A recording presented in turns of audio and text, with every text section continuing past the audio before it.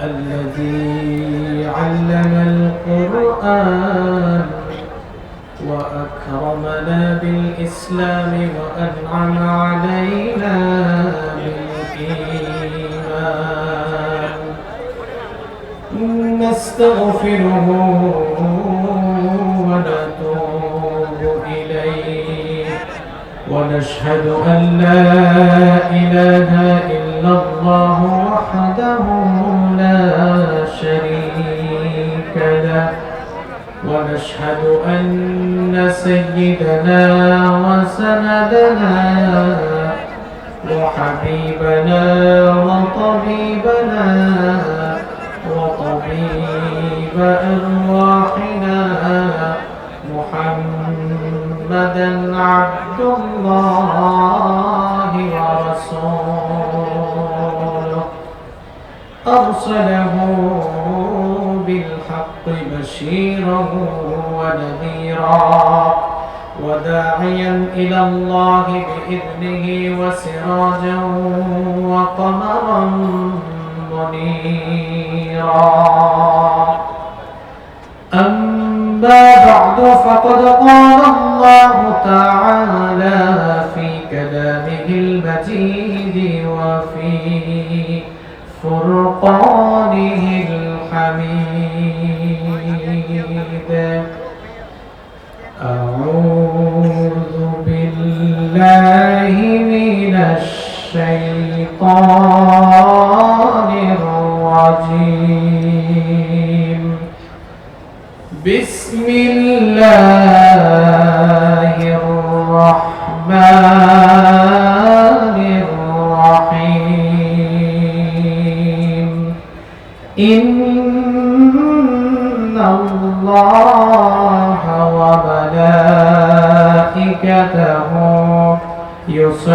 يصلون على النبي يا أيها الذين آمنوا صلوا عليه وسلموا تسليما شرعي زبان كل قرآن اللهم صل على محمد وعلى آل محمد كما صليت على إبراهيم وعلى آل إبراهيم إنك حميد مجيد اللهم بارك على محمد وعلى آل محمد كما باركت على إبراهيم وعلى آل إبراهيم إنك حميد مجيد ربي زدني علما ربي زدني علما ربي اشرح لي صدري ويسر لي أمري واحلل عقدة من لساني يفقه قولي سبحانك لا علم لنا إلا ما علمتنا إنك أنت العليم الحكيم صدق الله العظيم سبحان الله الحمد لله لا إله إلا الله পড়তে পারবেন না سبحان الله الحمد لله لا إله إلا الله سبحان الله الحمد لله لا إله إلا الله তুমি বাঁচাও তুমি মারো যত ক্ষমা করো, তুমি বাঁচাও, তুমি মারো, অবিরত ক্ষমা করো। ধরার যে জন তাকে ধরো, ধরার যে জন তাকে ধরো, তোমার মুঠোয় সবই আল্লাহ। সুবহানাল্লাহ, আলহামদুলিল্লাহ, লা ইলাহা ইল্লাল্লাহ। সুবহানাল্লাহ, আলহামদুলিল্লাহ, লা ইলাহা ইল্লাল্লাহ। তোমার রিজিকে পরে অবাধ্য মন কেমন করে, তোমার রিজিকে পরে অবাধ্য মন কেমন করে, খুঁজে না পায় কোনো ভাষা, খুঁজে না পায় কোনো ভাষা, শুকর গুজার করা আল্লাহ। সুবহানাল্লাহ, আলহামদুলিল্লাহ, লা ইলাহা ইল্লাল্লাহ। সুবহানাল্লাহ, আলহামদুলিল্লাহ, লা ইলাহা ইল্লাল্লাহ। তোমার দয়ায় মোদের ধরা সারা জাহান তোমার গড়া, তোমার দয়ায় মোদের ধরা সারা জাহান তোমার গড়া। তোমার পথে আমার জীবন, তোমার পথে আমার জীবন, কবুল করো ওগো আল্লাহ। সুবহানাল্লাহ, আলহামদুলিল্লাহ, লা ইলাহা ইল্লাল্লাহ। সুবহানাল্লাহ, আলহামদুলিল্লাহ, লা ইলাহা ইল্লাল্লাহ। সুবহানাল্লাহ, আলহামদুলিল্লাহ, লা ইলাহা ইল্লাল্লাহ।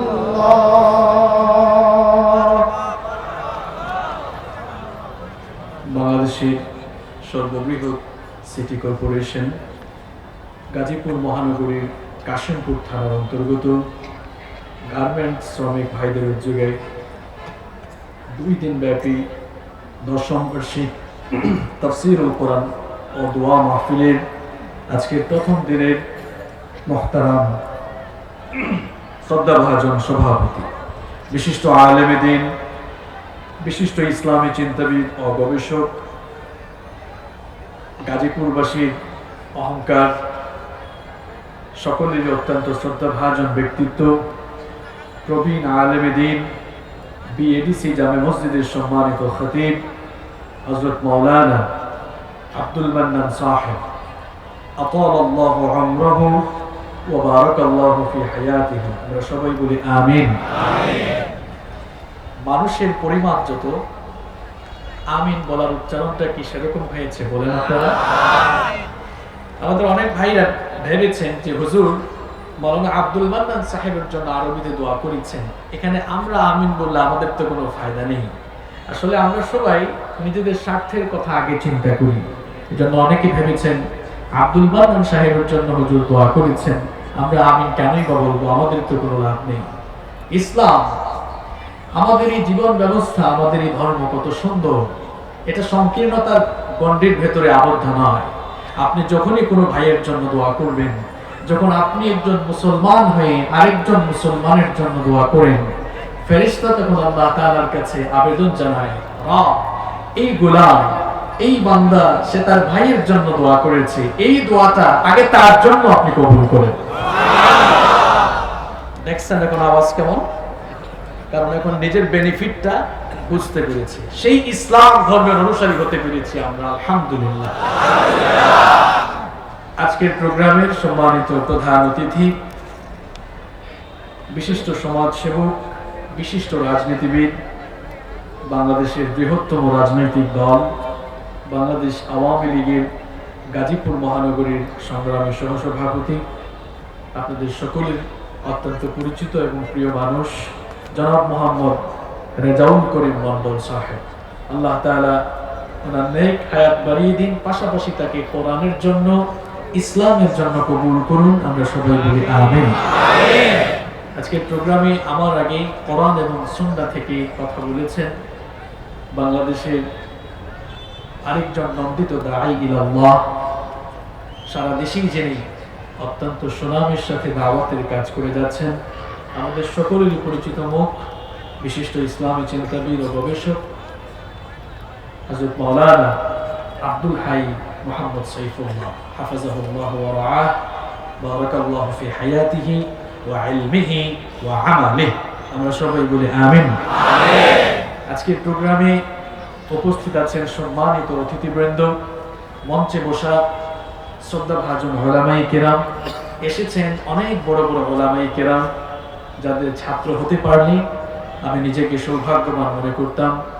প্রোগ্রামে উপস্থিত বিভিন্ন রাজনৈতিক দলের সম্মানিত নেতৃবৃন্দ, সামাজিক নেতৃবৃন্দ, আমার সামনে বসা অত্র এলাকার পার্শ্ববর্তী এবং দূরদূরান্ত থেকে আগত আল্লাহর দ্বীন প্রেমী, কোরআন প্রেমী সর্বস্তরের তাওহীদি জনতা, যুগে যুগে আল্লাহর জমিনে আল্লাহর দ্বীন কায়েমের জন্য যারা সবচেয়ে বেশি অগ্রণী ভূমিকা পালন করেছেন, আমার কলিজার টুকরা প্রিয় যুবক এবং তরুণ ভাইয়েরা, স্কুল, কলেজ, ইউনিভার্সিটি এবং বিভিন্ন মাদ্রাসা পড়ুয়া আমার প্রাণ প্রিয় মেধাবী ছাত্র ভাইয়েরা, মহিলা প্যান্ডেল এবং বাসা থেকে যারা পর্দার অন্তরায় থেকে শ্রবণ করছেন, সম্মানিত মা এবং বোনেরা, উপস্থিত মিডিয়ার প্রিয় কর্মী ভাইয়েরা, প্রশাসনের ভাইয়েরা, গোয়েন্দা সংস্থার প্রিয় ভাইয়েরা, উপস্থিত প্রাণ প্রিয় গাজীপুরবাসী, আপনারা সবাই কেমন আছেন? আলহামদুলিল্লাহ, আমিও আল্লাহর রহমতে ভালো আছি। আমাদের সকলকে সুস্থতার সাথে বাঁচিয়ে রেখে কোরআনের এই বরকতময় মাহফিলে আসার তৌফিক যিনি দিয়েছেন তিনি কে? আল্লাহ। সেই আল্লাহর জন্য শুকরগুজার হয়ে হৃদয়ের সবটুকু ভালোবাসা, আবেগ, অনুভূতি উজাড় করে দিয়ে আমরা খুশি মনে প্রাণবন্ত আওয়াজে পড়ছি আলহামদুলিল্লাহ। আমাদের গার্মেন্টস শ্রমিক ভাইয়েরা অক্লান্ত পরিশ্রম করে, মেহনত করে আজকের এই কোরআনের বাগান সাজিয়েছেন। রাজনৈতিক নেতৃবৃন্দ, প্রশাসনের ভাইয়েরা তাদেরকে সাপোর্ট করেছেন, সহযোগিতা করেছেন। এলাকাবাসী সকলের সহযোগিতায়, প্রশাসনের সার্বিক ব্যবস্থাপনায় আজকের এই চমৎকার প্রোগ্রাম অর্গানাইজড হয়েছে। এজন্য আমরা সকলকে ধন্যবাদ জানাচ্ছি। পাশাপাশি আমরা আল্লাহ তাআলার কাছে দোয়া করছি, আল্লাহ তাআলা যেন আজকের এই আয়োজনকে কবুল করেন। এই মাহফিলের সাথে সংশ্লিষ্ট সবাই এবং আমরা যারা মাহফিলে হাজির হয়েছি, আল্লাহ তাআলা যেন আমাদের সকলের জীবনের গুনাহগুলো মাফ করে দেন। In the day of resurrection, কাল কিয়ামতের কঠিন বিভীষিকাময় দিনে এই মাহফিলকে যেন আল্লাহ তাআলা আমাদের সকলের জন্য নাজাতের ওয়াসিলা বানিয়ে আল্লাহ যেন আমাদেরকে মাফ করে দয়া করে তার জান্নাত দান করেন। আরো আসতে বলেন আমিন। আল্লাহর জান্নাত এবং আল্লাহর দয়া আপনারা চান কি চান না? আল্লাহর দয়া চান না? কে কে একটু হাত তোলেন তো দেখি। এই পাবলিক, তাহলে বেতাল হয়ে গেলে চলবে না, জোশের ঠেলায় হুশ হারালে চলবে। আমাদের মাহফিলে আগত শ্রোতাবৃন্দ মনে করেন হুজুর যা বলবে সব জায়গায় ঠিক ঠিক বলতে হবে না, এই হুজুর বেঠিক কথা বলবে বেশি, আপনার কনসেন্ট্রেশন যাচাই করার জন্য। আমরাও কতটা কনসেন্ট্রেট থাকতে পারি দেখা যাবে। তবে গাজীপুরের ভাইয়েরা অত্যন্ত ভদ্র সেটি মনে হচ্ছে, কারণ এত বেশি গ্যাদারিং এখানে হয়েছে, কিন্তু মানুষজন চুপচাপ শুধুমাত্র আল্লাহর কালামের বাণীগুলো শোনার জন্য। আলহামদুলিল্লাহ। তাহলে আমরা সবাই আল্লাহর দয়া চাই কি চাই না? আল্লাহর দয়া ছাড়া কিয়ামতের দিন নাজাত হাসিল করা সম্ভব হবে? কিয়ামতের দিন শুধুমাত্র আমল দিয়ে কোনো মানুষ জান্নাতে ঢুকতে পারবে না। আমল দিয়ে, কেবলমাত্র আমল দিয়ে জান্নাতে ঢোকা যাবে না যদি আমলের সাথে আল্লাহর দয়া, আল্লাহর রহম না থাকে। কি এমন আমল করেছেন আপনি শুধুমাত্র আপনি আপনার আমল দিয়ে জান্নাতে ঢুকে যাবেন? আমলের সঙ্গে আল্লাহর রহম লাগবে, আল্লাহর দয়া লাগবে। আল্লাহর দয়া ছাড়া জান্নাতে ঢোকা যাবে না। কিয়ামতের দিন আল্লাহ তাআলা এমন একজন আবেদ, এমন একজন সালেহ নেককার গোলামকে আল্লাহ তাআলা ডাকবেন, যেই গোলাম, যেই বান্দা সারা জীবন এত বেশি ভালো আমল, এত নেক আমল করেছে, ফেরেশতা যেই লোকটার পাপের খাতায় কলমের দাগ লাগাতে পারে নাই। আল্লাহু আকবার। পাপের খাতাটা যার পুরোপুরি ব্ল্যাঙ্ক, একদম খালি, ফেরেশতা কলমের দাগ লাগায় নাই, এমন আল্লাহওয়ালা, এমন নেককার একজন আবেদকে আল্লাহ তাআলা ডেকে বলবেন, উদখুলিল জান্নাতা বিরহমাতি, go to the paradise with my mercy. আমার দয়ায় আমার জান্নাতে তুমি দাখিল হয়ে যাও। ওই নেককার লোকটি তখন বলবে, I don't go to the paradise with your mercy, I want to go to the paradise with my worship। সে বলবে, রব, সারা জীবন তোমাকে এত সাজদা দিয়েছি, তোমার গোলামি করেছি, আর আজ বুঝি তোমার দয়ায় জান্নাতে যাব?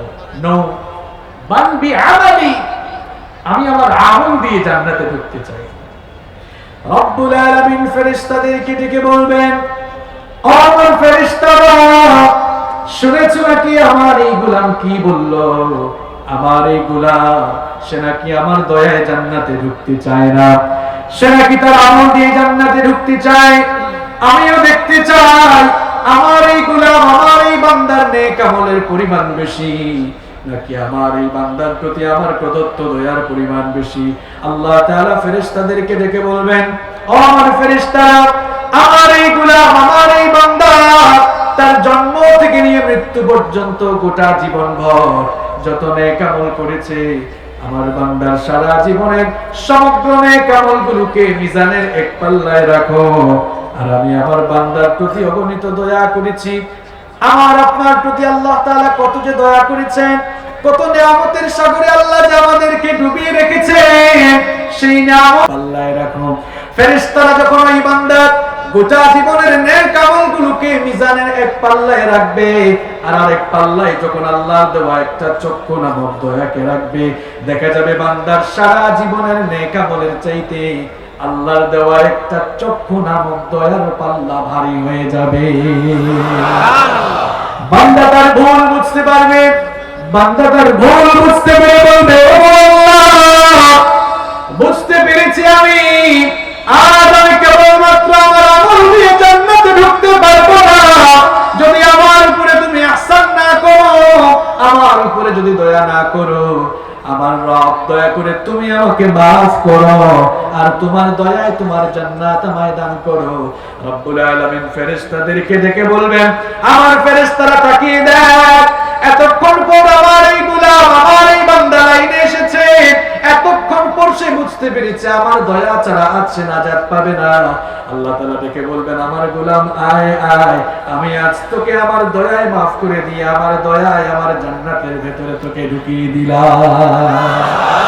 আর কিছু যে চাই না আমি, চাই গো নাজাত, আল্লাহ তোমার কাছে আমার এই মোনাজাত, আল্লাহ তোমার কাছে আমাদের এই মোনাজাত।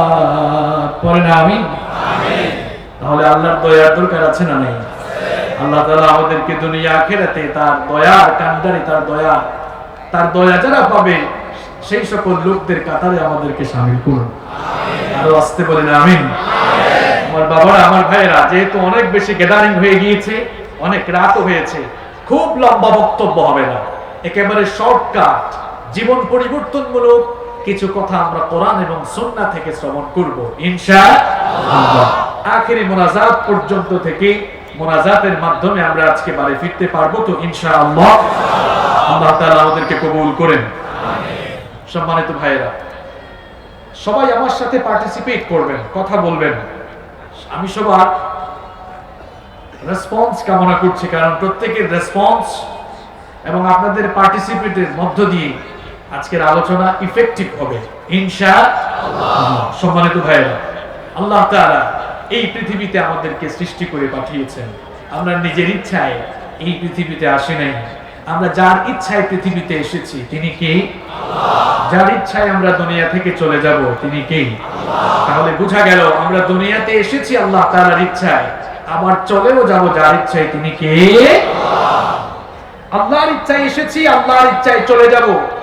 আসা যাওয়ার মাঝখানের সময়টাকে আরবিতে বলা হয় হায়াত, ইংরেজিতে বলা হয় লাইফ, বাংলায় বলা হয় জীবন।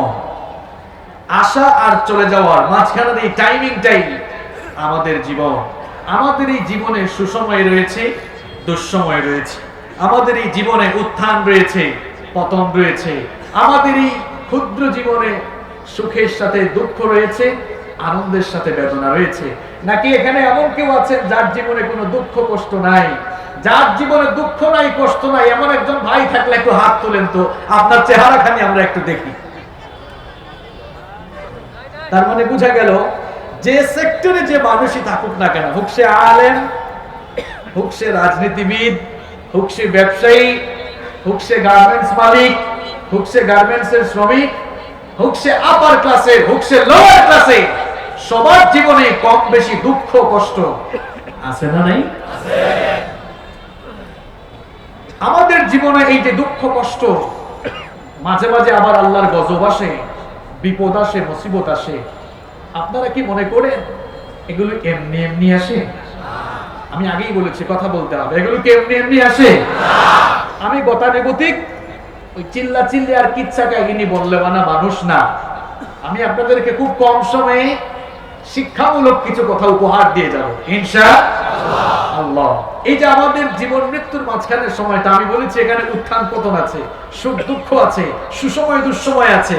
এই যে আমাদের প্রত্যেকের জীবনে কম বেশি বালা মুসিবত কষ্ট আছে। এখন এই দুঃখ দুর্দশা, বালা মুসিবত, বিপদ কষ্ট, এগুলো কি এমনি এমনি আসে? নো, এগুলো আসার বেশ কিছু রিজন আছে, কিছু কারণ আছে। এজন্য আজ আমি আপনাদের সামনে যে বিষয় নিয়ে কথা বলতে চাই সেটি হচ্ছে এই যে আমাদের জীবনে দুঃখ, মুসিবত, বালা, কষ্ট এগুলো কেন আসে, আসার কারণ কি, এর থেকে পরিত্রাণ পাওয়ার উপায় কি, এই বিষয়ে আজকে আল্লাহর কালাম কোরআনুল কারীম থেকে আমরা আলোচনা শুনবো ইনশাআল্লাহ। ওই নানার মতো হইেন না। এক নানা ওয়াজ মাহফিলে গিয়েছিল, সকালবেলা নাতিকে ডেকে বলল, নাতি রে, গতকাল রাতে মাহফিলে গিয়েছিলাম, হুজুর একটা আসছিল, একদম ওয়াজ করে ফাটাই ফেলছে। নাতি বলল, নানা কি ফাটাইছে? মাইক ফাটাইছে নাকি প্যান্ডেলের কাপড় চোপড় ধরে টান মারছে? কয় না, অনেক সুন্দর ওয়াজ করেছে। নাতি বলল, তাই? কোন বিষয়ে আলোচনা করেছে? কয় আর বলিস না, যে সুন্দর সুর। নাতি বলল, বুঝলাম, খুব চমৎকার সুর, কিন্তু কোন টপিক নিয়ে কথা বলেছে? নানায় কয়, অনেক সুন্দর আলোচনা, অনেক সুন্দর সুন্দর কিচ্ছা কাহিনী শুনিয়েছে। নাতি বলল, বুঝলাম, মূল টপিকটা কি? নানায় কয়, নাতি সারা রাত দীর্ঘক্ষণ ওয়াজ শুনছি, কিন্তু হুজুর যে কোন বিষয়ে কথা বললো বিষয়টা তো ভুলে গেছে। এরকম বেতাল হয়ে আপনাকে মাহফিলে বসে কথা শুনলে হবে না। এখানে এসেছেন, প্রত্যেকটি সেকেন্ডকে কাজে লাগাতে হবে। এজন্য কোন টপিক নিয়ে কথা হচ্ছে সেটি আপনার মেমোরিতে সেভ করতে হবে। আমরা আজ কথা বলবো মানুষের জীবনে দুঃখ, দুর্দশা, বালা মুসিবত আসার কারণ কি, এর থেকে পরিত্রাণ পাওয়ার উপায় কি, শুনবো তো ইনশাআল্লাহ। এত লম্বা কথা বলা যাবে না। আমি আমার ক্ষুদ্র রিসার্চে এই বিশাল গ্যাদারিংয়ে যাতে শর্ট করে বলা যায়, জন্য আমি মানুষের উপরে বিপদ মুসিবত আসার 6টি কারণ আল্লাহর কোরআন থেকে খুঁজে বের করেছি। জোরে কোন কয়টি? আরো জোরে কয়টি? কয়টি? ভাবছেন কি কথা বের করতে পারবো না? বের করাই ছাড়বো ইনশাআল্লাহ। তাহলে আমাদের উপরে দুঃখ, বালা, মুসিবত, বিপদ আসার কারণ এই 6টা মুখস্থ করে এরপরে বাসায় যাবে, এমনি এমনি ছাড়া যাবে না।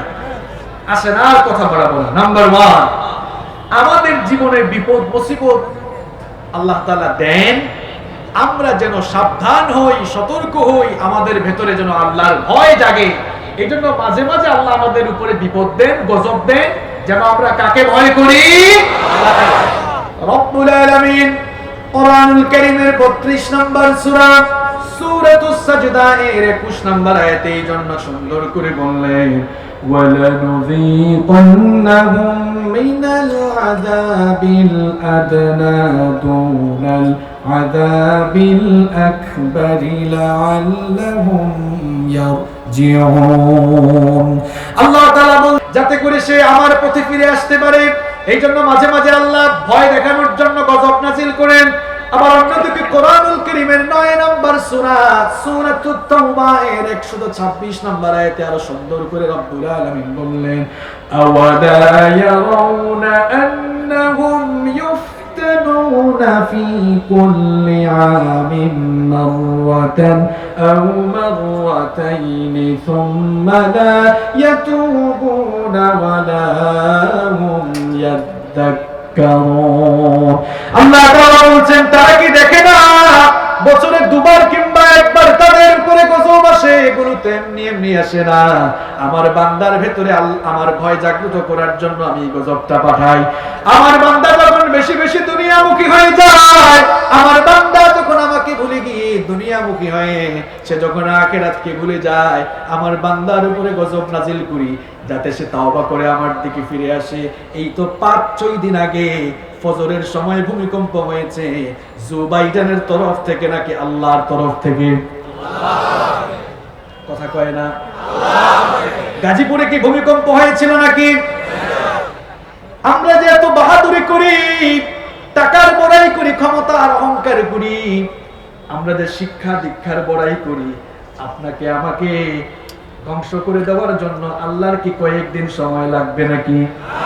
বিজ্ঞান কত উন্নত, এখনো পৃথিবীর বিজ্ঞানীরা জানতে পারে না 1 মিনিট পরে কি হবে, ভূমিকম্প হবে না ঘূর্ণিঝড় হবে। ভূমিকম্পের খবর তো বিজ্ঞান বলতে পারে না, মাঝে মাঝে ঘূর্ণিঝড়ের খবর তারা বলতে পারে, কিন্তু ভূমিকম্পের খবর বলতে পারে।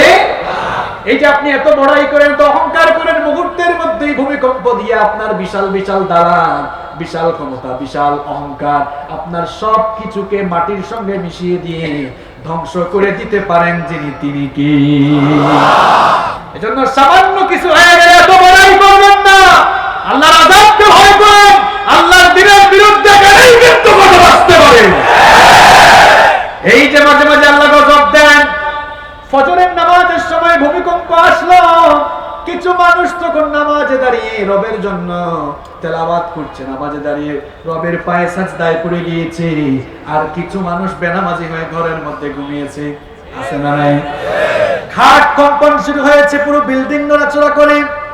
এই যে আপনি ঘুমিয়ে থাকলেন, ফজরের নামাজে গেলেন না, আমার বাবারা, আমার ভাইরা, ওই দিন ভূমিকম্পের মধ্যে আপনার মওত হতে পারতো কিনা?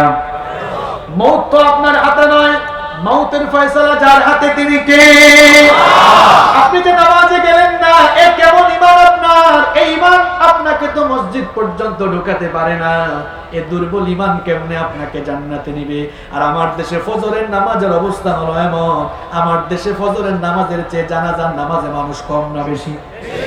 আরো জোরে বলেন। ফজরের নামাজের চাইতে জানাজার নামাজে মানুষ। ভাব সাপ দেখে মনে হয় ফজরের নামাজ নফল আর জানাজার নামাজ ফরজে আইন।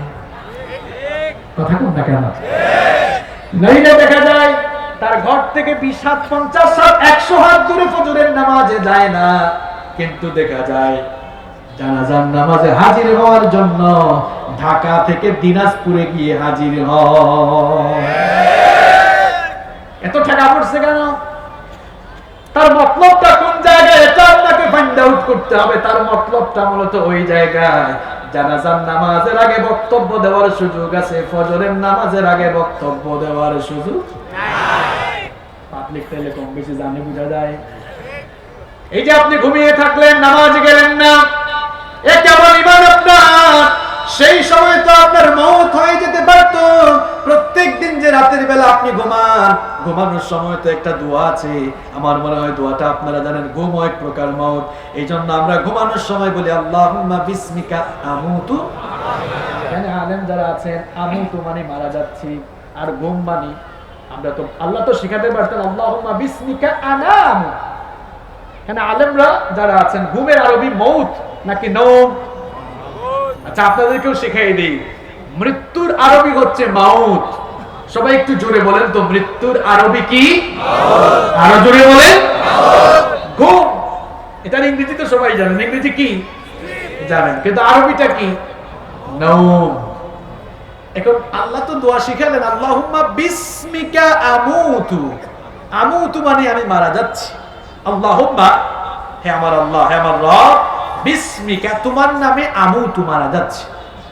আল্লাহ তো আমাদেরকে শেখাচ্ছেন না আমি তোমার নামে ঘুমাচ্ছি, শেখাচ্ছেন আমুতু। যদি ঘুম হইতো তাইলে বলতেন আল্লাহুম্মা বিসমিকা আনামু, আল্লাহ আমি তোমার নামে ঘুমাচ্ছি। আল্লাহ বলছেন না, তুমি বলো আমি তোমার নামে মারা যাচ্ছি, কারণ ঘুম এক প্রকার মৌতের মতো। এই যে ঘুমালে আপনাকে আল্লাহ না জাগালে কেউ জাগাতে পারবে না। কত মানুষ ঘুমিয়েছে, সকালবেলা ঘর থেকে লাশ বের হয়েছে। কিসের ফুটানি করেন আপনি? আপনি মানুষকে শিডিউল দিয়ে রেখেছেন আগামীকাল মিটিং এ অ্যাটেন্ড করবেন, আপনার মতো কত মানুষ রাতে ঘুমিয়েছে, সকালবেলা লাশ বের হয়েছে, দুপুরবেলা কবরের বাসিন্দা হয়েছে। চোখেরই পলকে তুমি হতে পারো লাশ, চিরতরে বন্ধ হবে তোমার নিঃশ্বাস। চোখেরই পলকে তুমি হতে পারো লাশ, চিরতরে বন্ধ হবে তোমার নিঃশ্বাস।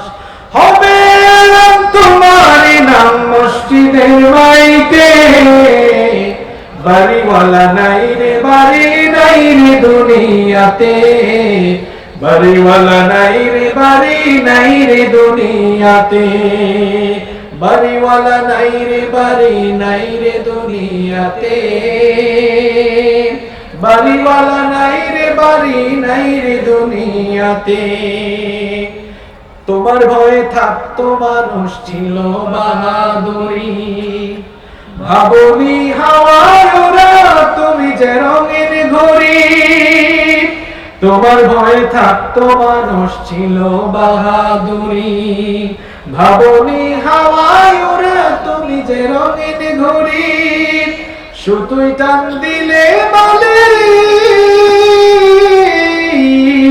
সুতোই টান দিলে মালিক পারবে না থাকিতে, বাড়িওয়ালা নাই রে, বাড়ি নাই রে দুনিয়াতে, বাড়িওয়ালা নাই রে, বাড়ি নাই রে দুনিয়াতে, বাড়িওয়ালা নাই রে, বাড়ি নাই রে দুনিয়াতে, বাড়িওয়ালা নাই রে, বাড়ি নাই রে দুনিয়াতে।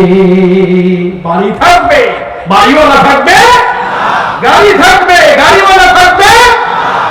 দুনিয়াকে পেয়ে আপনি আখিরাত ভুলে গিয়েছেন। আপনি যে বাবার বিল্ডিং এ থাকেন, আপনার বাবাও বলতো এটা আমার বাড়ি, সারা জীবন এটাকে নিজের বাড়ি বাড়ি করেছে, কিন্তু শেষ পর্যন্ত এই গাজীপুরের কোন না কোন কবরস্থানের 3.5 হাত কবরের ভেতরেই তার জায়গা হয়েছে। একই ডেস্টিনেশন আপনার, একই পরিণতি আমার আপনার হবে। আপনি একটা বাড়ি বানাতে, বিল্ডিং করতে জীবনের 40-50 বছর শেষ করে ফেলেছেন। আমি এমন অনেক বাড়িওয়ালাকে দেখেছি, বাড়ি কমপ্লিট করে শেষ দিকে এসেছে, বাড়িতে উঠতে পারে নাই, মারা গিয়েছে। আছে না নাই? দুনিয়ার একটা বাড়িতে উঠার জন্য এত পরিশ্রম, দিনকে রাত, রাতকে দিন, ন্যায়কে অন্যায়, হারাম খুনের পথে আপনি জীবন পরিচালনা করছেন। আখিরাতের ভয় নাই, ঘুমালেন, নামাজে আসলেন না, ভূমিকম্প হলো তাও আপনার দিলের ভেতরে আল্লাহর ভয় জাগ্রত হয় না। আরে ভাই, এ কেমন ঈমান আপনার? বলেন তো, প্রত্যেকদিন মুয়াজ্জিন আমাকে বলেন তো দেখি, প্রত্যেকদিন মুয়াজ্জিন নামাজে আসার জন্য আজান দেয় কয়বার? কয়বার? 5 বার আজান দেয়। আচ্ছা, আমাদের সবারই মুখস্থ, বলেন তো আজানের প্রথম সেন্টেন্স, প্রথম বাক্যটা কি? লা ইলাহা।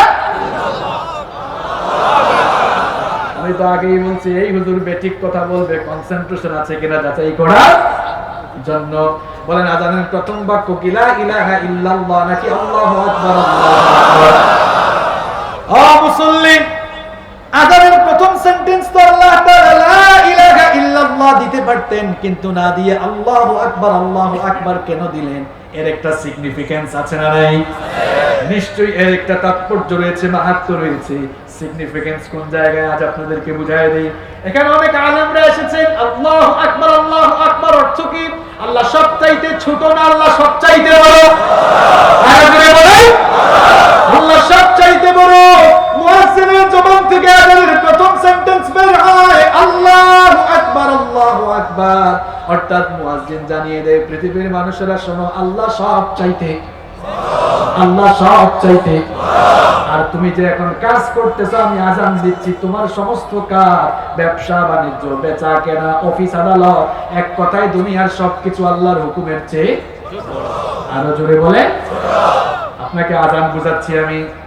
মুয়াজ্জিন বলছে আল্লাহু আকবার, আল্লাহ মানে আল্লাহ সবচাইতে। আর তুমি যে কাজ করছো, আবার ঘুমে থাকো, অফিসে থাকো, ব্যবসায় থাকো, বাণিজ্যে থাকো, স্কুল কলেজ ইউনিভার্সিটিতে থাকো, সাগরে থাকো, নগরে থাকো, গ্রামে থাকো, যেখানেই থাকো না কেন, তুমি যে কাজই করো না কেন, সকল কাজের চাইতে আল্লাহর হুকুম ছোট না বড়? ফজরের সময় মুয়াজ্জিন বলে আল্লাহু আকবার শুরু করে, আল্লাহ সবচাইতে বড়, বান্দা তোমার ঘুমটা আল্লাহর হুকুমের চেয়ে তুচ্ছ। এরপরে বলল আসসালাতু খায়রুম মিনান নাওম, তোমার ঘুমের চাইতে নামাজ উত্তম। এত চমৎকার ভাষায় মুয়াজ্জিন ডাকলো, কিন্তু আপনি ঘুমালেন। বলেন তো, আপনার ঘুম প্রমাণ করে আল্লাহর হুকুম বড় না আপনার ঘুম বড়? আপনার কাজ কারবার প্রমাণ করে আপনার ঘুমটাই বড়। এক আমার মুসলমান হলেন আপনি, প্রত্যেকদিন 5 বার মুয়াজ্জিন আল্লাহু আকবার বলে আল্লাহর বরত্ব ঘোষণা করে। আর এমন মুসলমান নামদারি মুনাফিক আপনি হলেন, আযানে না গিয়ে নিজের কাজ করে বুঝান আল্লাহর হুকুমের চাইতে আমারটাই বড়। এভাবে করে প্রত্যেকদিন 5 ওয়াক্তের নামাজ ছেড়ে দিয়ে আল্লাহর চাইতে আপনি আরো বড় বেশি দাম্ভিক গোলাম হয়ে আল্লাহর সামনে দাম্ভিকতা প্রদর্শন করে। সুবহানাল্লাহ ওয়া ইয়াযু বিল্লাহ, এ কেমন দাম্ভিকতা আপনার ভিতরে আমি জানি না। মুয়াজ্জিন বলছে আল্লাহ সবচেয়ে বড়, আর আপনি আপনার সব কিছু করে আপনি বোঝাতে চাচ্ছেন না আমার কাছটাই বড়। ওয়াল ইয়াযু বিল্লাহ, এ কেমন গোলাম হলেন আপনি? আপনার জীবনে আযাব, মুসিবত, গজব তো এমনি এমনি আসে না। আল্লাহর বিধান আপনি লঙ্ঘন করছেন, নামাজ ছেড়ে দিচ্ছেন। সুস্থ মানুষ, মাঝে মাঝে আল্লাহ অসুস্থতা দেন। অসুস্থতা কার তরফ থেকে আসে? কারণ সুস্থ থাকা অবস্থায় আল্লাহর গোলামি করেন না, এই জন্য মাঝে মাঝে আপনার দেহখানাকে অসুস্থ বানায় পরীক্ষা করেন কে? আল্লাহ। ব্যবসা করছে, ব্যবসার টাইমে আযান হয়, নামাজে আসে না। ব্যবসার মধ্যে আল্লাহ মাঝে মাঝে ক্ষতি দেন, লস দেন, যেন বান্দার দিলটা আল্লাহর ভয়ে কেঁপে ওঠে। কিন্তু এরপরেও যারা আল্লাহকে ভয় করে না, এভাবে বিপদে মুসিবতে থাকতে থাকতেই তারা ধ্বংসের দিকে এগিয়ে যায়। এইভাবে করে বান্দার জীবনে, মানুষের জীবনে আযাব গজব দেওয়ার 1 নম্বর কারণ হলো যাতে করে আমাদের দিলের ভেতরে কার ভয় ঢুকে? যাদের হৃদয়ে আছে আল্লাহর ভয়, তারা কবু পথ ভুলে যায় না। আল্লাহর প্রেম ছাড়াই দুনিয়ায় কারো কাছে কোনো কিছু চাই না, কারো কাছে কোনো কিছু চাই না। আমরা কেবল একজনকে ভয় করি, তিনি কে? বিপদ মুসিবত আসার কারণ বলছি কয়টা? 1 নাম্বারটা বললাম, 2 নাম্বার থেকে কিন্তু অনেক মজা, শুনবেন তো ইনশাআল্লাহ। 2 নাম্বার, মানুষের উপরে বিপদ নেমে আসে জুলুম করার কারণে। কিসের কারণে? পৃথিবীতে এখন জুলুম একেবারে নাই। বলেন তো সবচাইতে বড় জুলুমের নাম কি? কেমন পাবলিক দেখছেন, কি বেকুবি কথা বসেছে, কোরআনের মাহফিলে শুরু করে দিয়েছে রাজনীতি। এই জন্যই বাংলাদেশে এত গন্ডগোল। আমার ঠিকও কয়, এটা কি রাজনীতির মঞ্চ নাকি আল্লাহর কোরআনের মঞ্চ? এখানে কি আপনার মন গড়া কথা হবে না আল্লাহর কোরআনের কথা হবে? কি আবুল তাবুল জবাব দেন আপনি? সঠিক উত্তর পারলে বলবেন, না পারলে চুপ থাকবেন। সবচাইতে বড় জুলুম কি, এটা মনে হয় কোরআনের ভেতরে নাই। আয়াত আল্লাহ দিয়েছেন, আপনি বাড়ি দিকে মিলাবেন। ইন্নাশ শিরকা লাযুলমুন আযীম। এবার উত্তর পাইছেন? সবচেয়ে বড় শিরক, সবচেয়ে বড় জুলুম আল্লাহর সঙ্গে কি করা? শিরক করা। আল্লাহর সঙ্গে জুলুমের অনেক ক্যাটাগরি আছে, অনেক ক্লাসিফিকেশন আছে, কিন্তু সবচেয়ে বড় জুলুমের নাম কার সঙ্গে শরীক করা? মানুষের উপরে গজব আছে, আসমান থেকে সরাসরি গজব নাযিল হয়। সবচেয়ে বড় জুলুম এই শিরক করার কারণে পৃথিবীতে আল্লাহ তাআলা 6টি জাতিকে আসমান আর জমিনের গজব দিয়ে ধ্বংস করেছেন কেবলমাত্র শিরক নামক মহা জুলুম করার কারণে। কয় জাতি? আওয়াজ হয় নাই। কয় জাতি? আরো জোরে। কয় জাতি? এই ঘটনা মনে হয় কোরআনে নাই। পৃথিবীর 6টি জাতিকে আল্লাহ তাআলা সবচাইতে ভয়াবহ জুলুম আল্লাহর সঙ্গে শরীক, পাশাপাশি আরো কিছু গুনাহ তাদের ছিল। বলবো এই 6 জাতি আল্লাহর সঙ্গে শিরক করেছে। এদের পাপাচার গুলোর কথা বলছে। 1 নাম্বার শিরক করেছে, 2 নাম্বারে অপচয় করেছে, 3 নাম্বারে সন্ত্রাসবাদী কার্যক্রম করেছে, 4 নাম্বারেরা আল্লাহর দ্বীনের দায়ীদের উপরে জুলুম নির্যাতন চালিয়েছে। এই সকল জুলমের কারণে এই 6টি জাতিকে গজব দিয়ে ধ্বংস করে দিয়েছেন কে? 1 নাম্বার জাতির নাম হলো নূহ আলাইহিস সালামের জাতি। এই পৃথিবীতে সর্বপ্রথম শিরকে লিপ্ত হয়েছিল নূহ আলাইহিস সালামের জাতি। পৃথিবীর ইতিহাসে সর্বপ্রথম শিরকে লিপ্ত হয়েছিল তারা। এই অবাধ্য জাতির মধ্যে নূহ আলাইহিস সালামকে আল্লাহ তাআলা নবী বানিয়ে পাঠালেন। নূহ আলাইহিস সালাম 950 বছরের হায়াত পেয়েছিলেন। 950 বছরের দীর্ঘ হায়াতে তিনি তাদেরকে ব্যক্তিগতভাবে দিনে রাতে সমাবেশ করে দাওয়াত দিয়েছেন, কিন্তু অবাধ্য এই কওম নূহ আলাইহিস সালামের সাথে সীমা লঙ্ঘন করেছে, জুলুম নির্যাতন চালিয়েছে। এত জুলুম নির্যাতন চালিয়েছে, নির্যাতনে নিপীড়নে তাকে পিষ্ট করে দিয়েছে। এরপরে নূহ আলাইহিস সালাম গজবের জন্য দোয়া করেছেন কার কাছে? আসমান থেকে গজব নেমে এসেছিল। রব্বুল আলামিন নূহ আলাইহিস সালামের অবাধ্য এই জাতিকে মহাপ্লাবনের মাধ্যমে তাদের আন্ডা বাচ্চা সুদ্ধা ধ্বংস করে দিয়েছিলেন। এই হলো 1 নম্বর জাতি। কার জাতি? নূহ আলাইহিস সালামের। 2 নম্বর হচ্ছে আদ জাতি। এদের কাছে হুদ আলাইহিস সালাম নবী হিসেবে এসেছিলেন। এরাও শিরক করেছিল, আল্লাহর সঙ্গে সীমা লঙ্ঘন করেছিল। পাশাপাশি হুদ আলাইহিস সালাম এবং ইমানদারদের উপরে জুলুম নির্যাতন চালিয়েছিল। আমার বাবারা, আমার ভাইয়েরা, আজও দেখবেন এই পৃথিবীতে আল্লাহর দ্বীনের দায়ীদের উপরে নির্যাতন, নিপীড়ন, স্টিম রোলার চালানো হয়। এগুলো এই যুগের নতুন কাজ কারবার নয়। সকল যুগেই আল্লাহর দ্বীন বিরোধীরা দ্বীনের দায়ীদের উপরে এমন কুরবানি চালিয়েছিল। যারা এমনটা করেছে, জুলুম করতে করতে জুলুমের রশিটাকে যখন টাইট করে ফেলেছে, আল্লাহ তাআলা যখন এদেরকে পাকড়াও করেছে, এমন ভাবে ধরেছেন, ইতিহাস এদেরকে গজব দিয়ে এমন ভাবে ধ্বংস করেছেন, একেবারে ইতিহাসে তারা কুখ্যাত না বিখ্যাত? আরো জোরে বলে।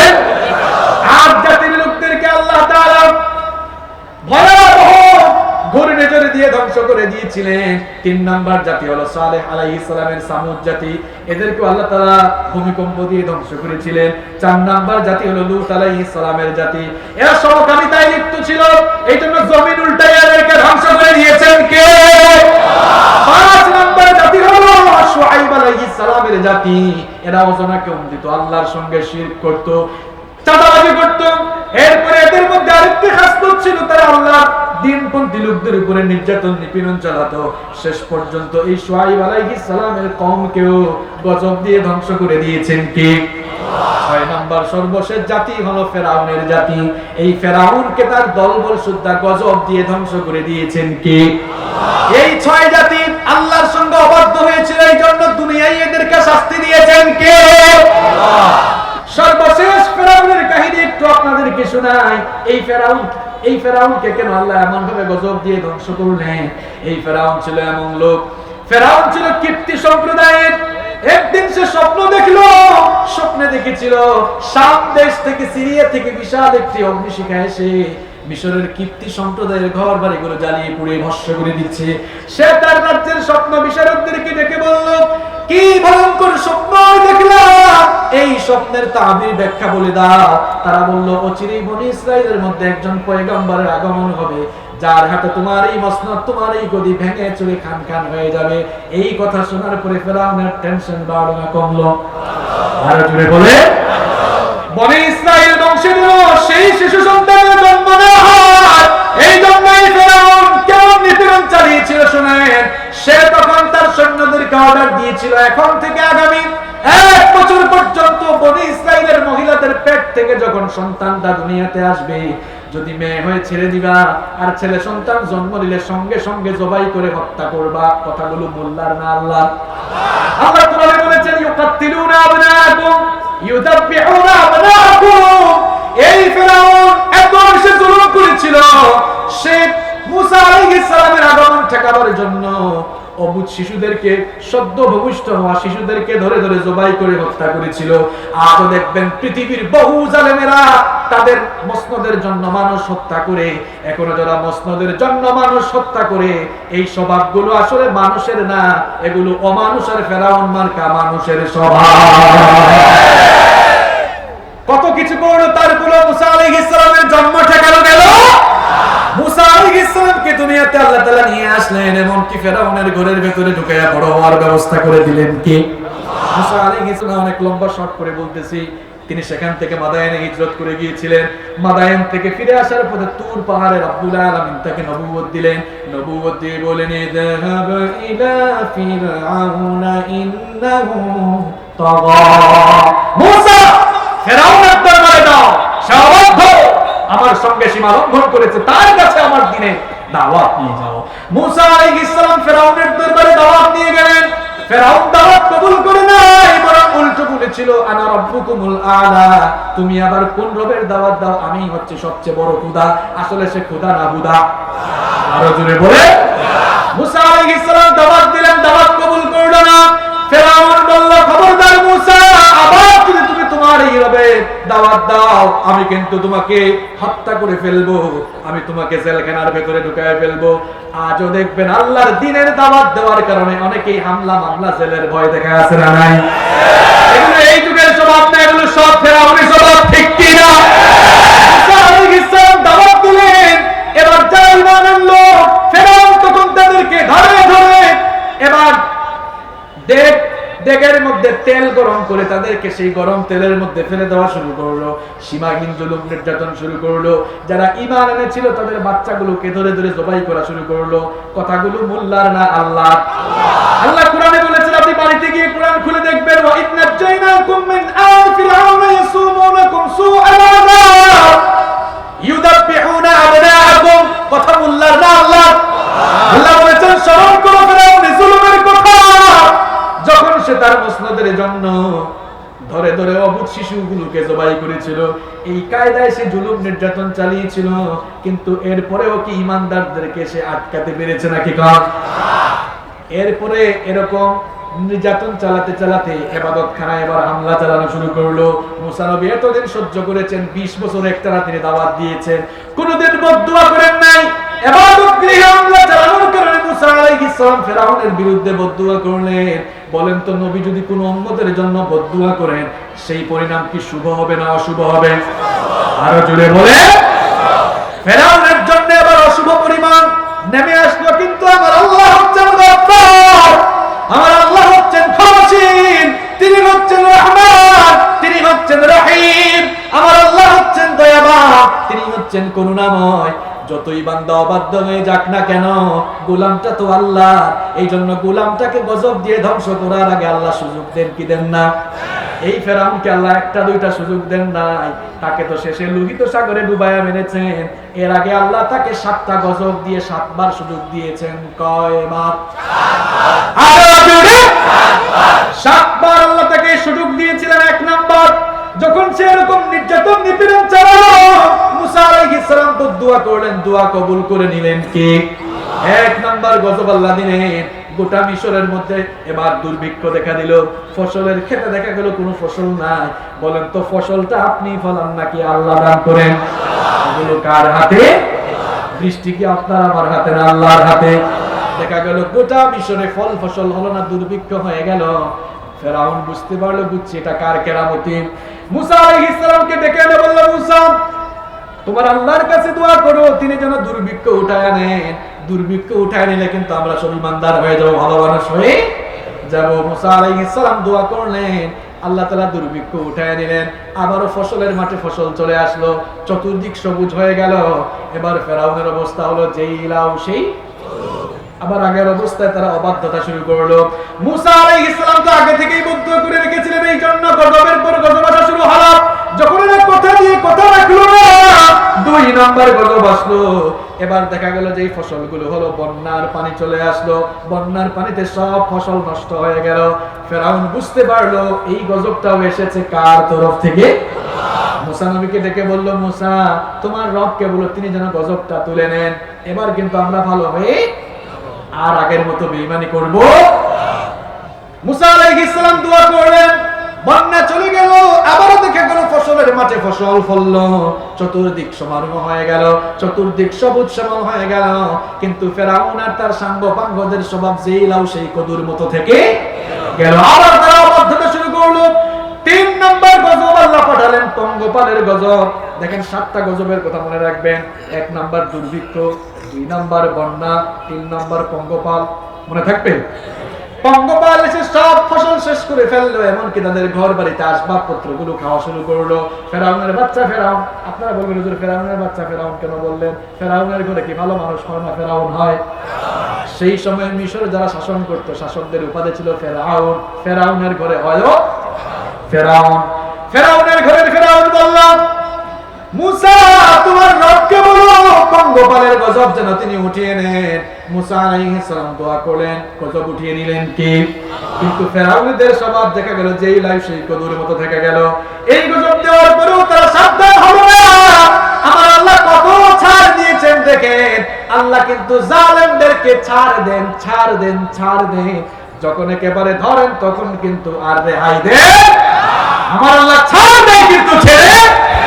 দেখেন আল্লাহ কেমনে ধরতেছে ফেরাউনকে আস্তে আস্তে। এই কিচ্ছাগুলো কি আমি আপনাকে এমনি এমনি শোনাচ্ছি না, কোরআন থেকে শোনাচ্ছি। 4 নম্বর গজব আসলো, উকুনের গজব। কিসের গজব? আরো জোরে। গাজীপুরে উকুনকে কি বলে? মাথার মধ্যে কি হয়? চুলে। এখন দেখা গেল সেই লাউ সেই কদু অবস্থা, যখন সবগুলা শরীরের মধ্যে উকুনের কামড়া কামড়ি। এবার ফেরাউন কয়, হায় হায় হায় হায়, এত কামড়া কামড়ি, এত কামড়া কামড়ি।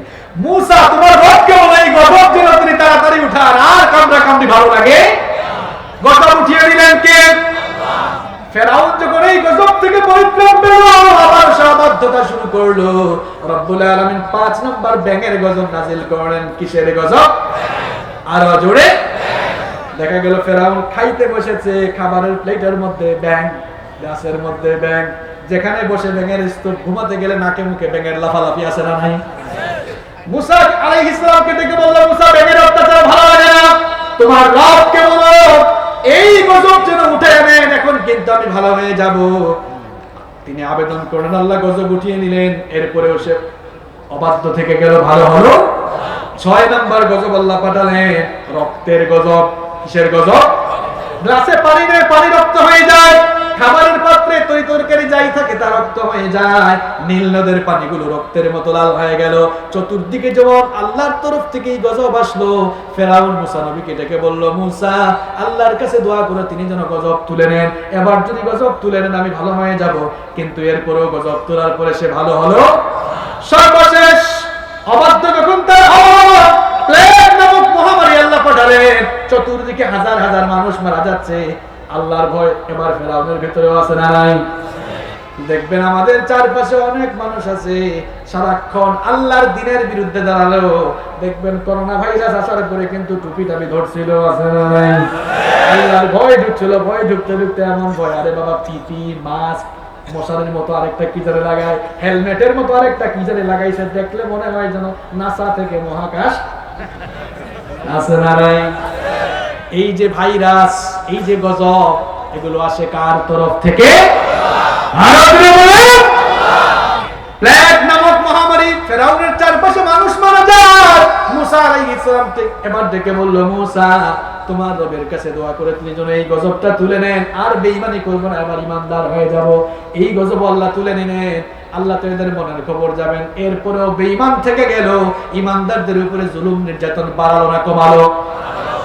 নির্যাতন নিপীড়ন যখন বেশি বাড়িয়ে ফেলল, রব্বুল আলামিন তখন মুসা নবীকে বললেন, ও আমার নবী মুসা, এই জালিমকে আমি অনেক ছাড় দিয়েছি, এবার আমার টাইম হয়ে এসেছে। আমি তাকে একেবারে চূড়ান্ত ভাবে গজব দিয়ে শেষ করে দিব। আল্লাহ তাআলা মুসা আলাইহিস সালামকে বললেন, আমার নবী মুসা, তুমি তোমার উম্মতদেরকে নিয়ে রাতের বেলা মিশর থেকে বের হয়ে যাও, মিশর থেকে চলে যাও। মুসা আলাইহিস সালাম রাতের বেলা উম্মতদেরকে নিয়ে বের হয়ে গিয়েছেন মিশর থেকে, কার হুকুমে? আল্লাহ। এই খবর চলে গেল ফেরাউনের কাছে। ফেরাউনের কানে যখন গেল, সৈন্যদেরকে অর্ডার করলো, এখনো বসে আছো কেন? তাড়াতাড়ি তরবারি নিয়ে বের হও, মুসা এবং তার দলের সবাইকে শেষ করে ফেলবো, তার সব উম্মতদেরকে আজকে ধরে ধরে কচু কাটা জবাই করব। মুসা আলাইহিস সালাম তার উম্মতদেরকে নিয়ে এবার পথ চলা শুরু করেছে। পথ চলতে চলতে লোহিত সাগরের সামনে চলে গেলেন। পেছন ফিরে দেখলেন ফেরাউন তার দলবল নিয়ে আসতেছে। মুসা আলাইহিস সালামের উম্মত বনি ইসরাইলেরা বড় ঘাড় তেরা জাতি ছিল। তারা মুসা নবীকে বলল, ওগো আল্লাহর নবী মুসা, তুমি কি আমাদেরকে মারার জন্য মিশর থেকে নিয়ে এসেছো নাকি? এ কেমন জায়গায় আমরা আসলাম? সামনে লোহিত সাগর, সামনেও আমাদের জন্য মওত অপেক্ষা করছে। পেছনে ফেরাউনের বাহিনী, সামনে যাওয়ার জায়গা নাই, পেছনেও ফেরার কোনো পথ। মনে রাখবেন, ইমানদার যারা হয়, ইমানদাররা বিপদে মুসিবতে কখনো হতাশ হয় না।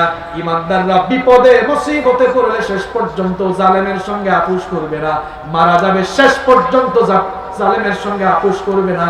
এবং ভয় যাকে করবে, তাওয়াক্কুল যার উপরে করবে, তিনি কে? মুসা আলাইহিস সালাম উম্মতকে বললেন, কাল্লা, কখনো নয়, ইন্না মাইয়া রাব্বি সায়াহদিন।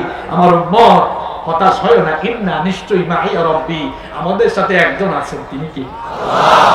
সবার মোকাবেলায় তিনি যথেষ্ট নাকি যথেষ্ট নয়?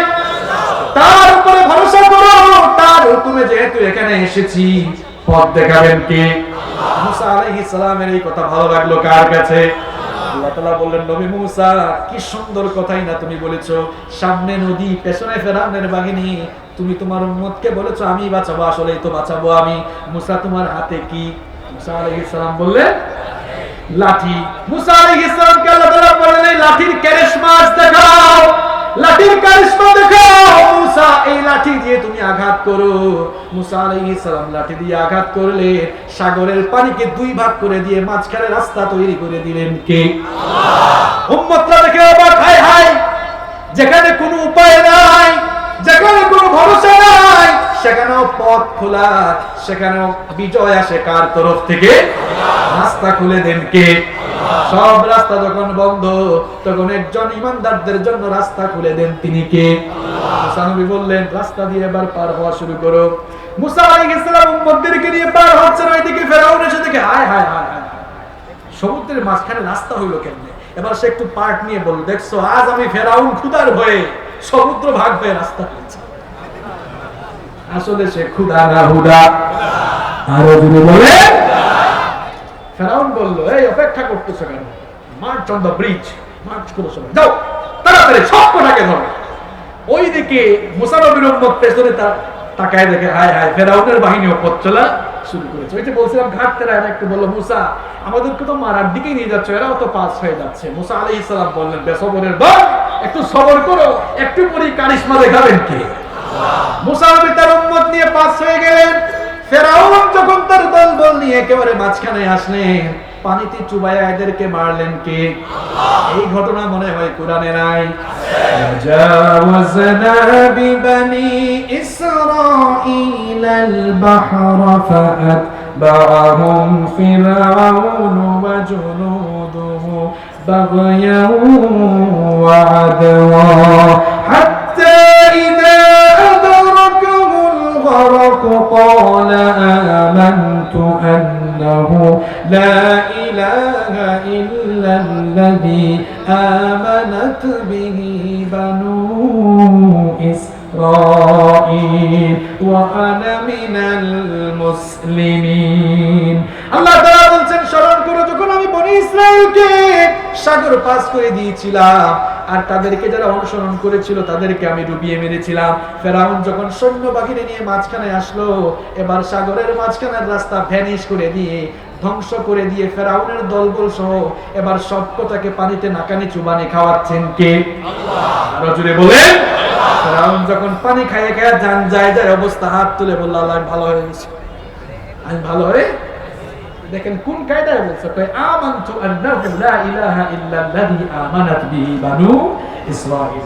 বলে না আমি ঈমান আনছি, বলে বনি ইসরাইল এরা যার উপর ঈমান আনছে আমিও তার উপর ঈমান এনেছি। আল্লাহ বলেন আল-আন, এখন তোর সময় হয়েছে। ওয়াকাদ আসাইতা ক্বাবলু ওয়া কুনতা মিনাল মুফসিদিন, সারা জীবন পৃথিবীতে ফাসাদ সৃষ্টি করে এসেছিস, এখন বুঝি তোর সময় হয়েছে। ফিরআউন বহু সুযোগ দিয়েছে তাকে, আর ছাড়বো না।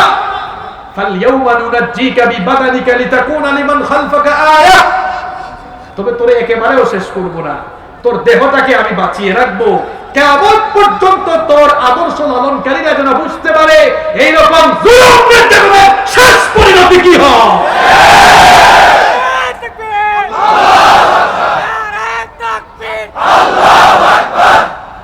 আমার ভাইয়েরা, ফেরাউনের এই কাহিনী ইউটিউবে দেখবেন, মুসা আলাইহিস সালামের জাতির কাহিনী প্রায় আমি 6 জুমা বিস্তারিত বনি ইসরাইলের ব্যাপারে কোরআনে 532টা আয়াত আছে। সুবহানাল্লাহ, আমি 532টা আয়াত খুঁজে খুঁজে বের করেছি।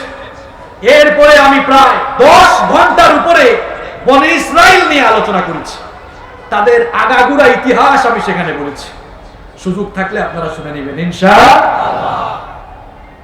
কি ওই আয়াত কি আছে কোরআনে? ফালইয়াউমা নুনাজ্জিকা বিবাদানিকা লিতাকুনা লিমান খালফাকা।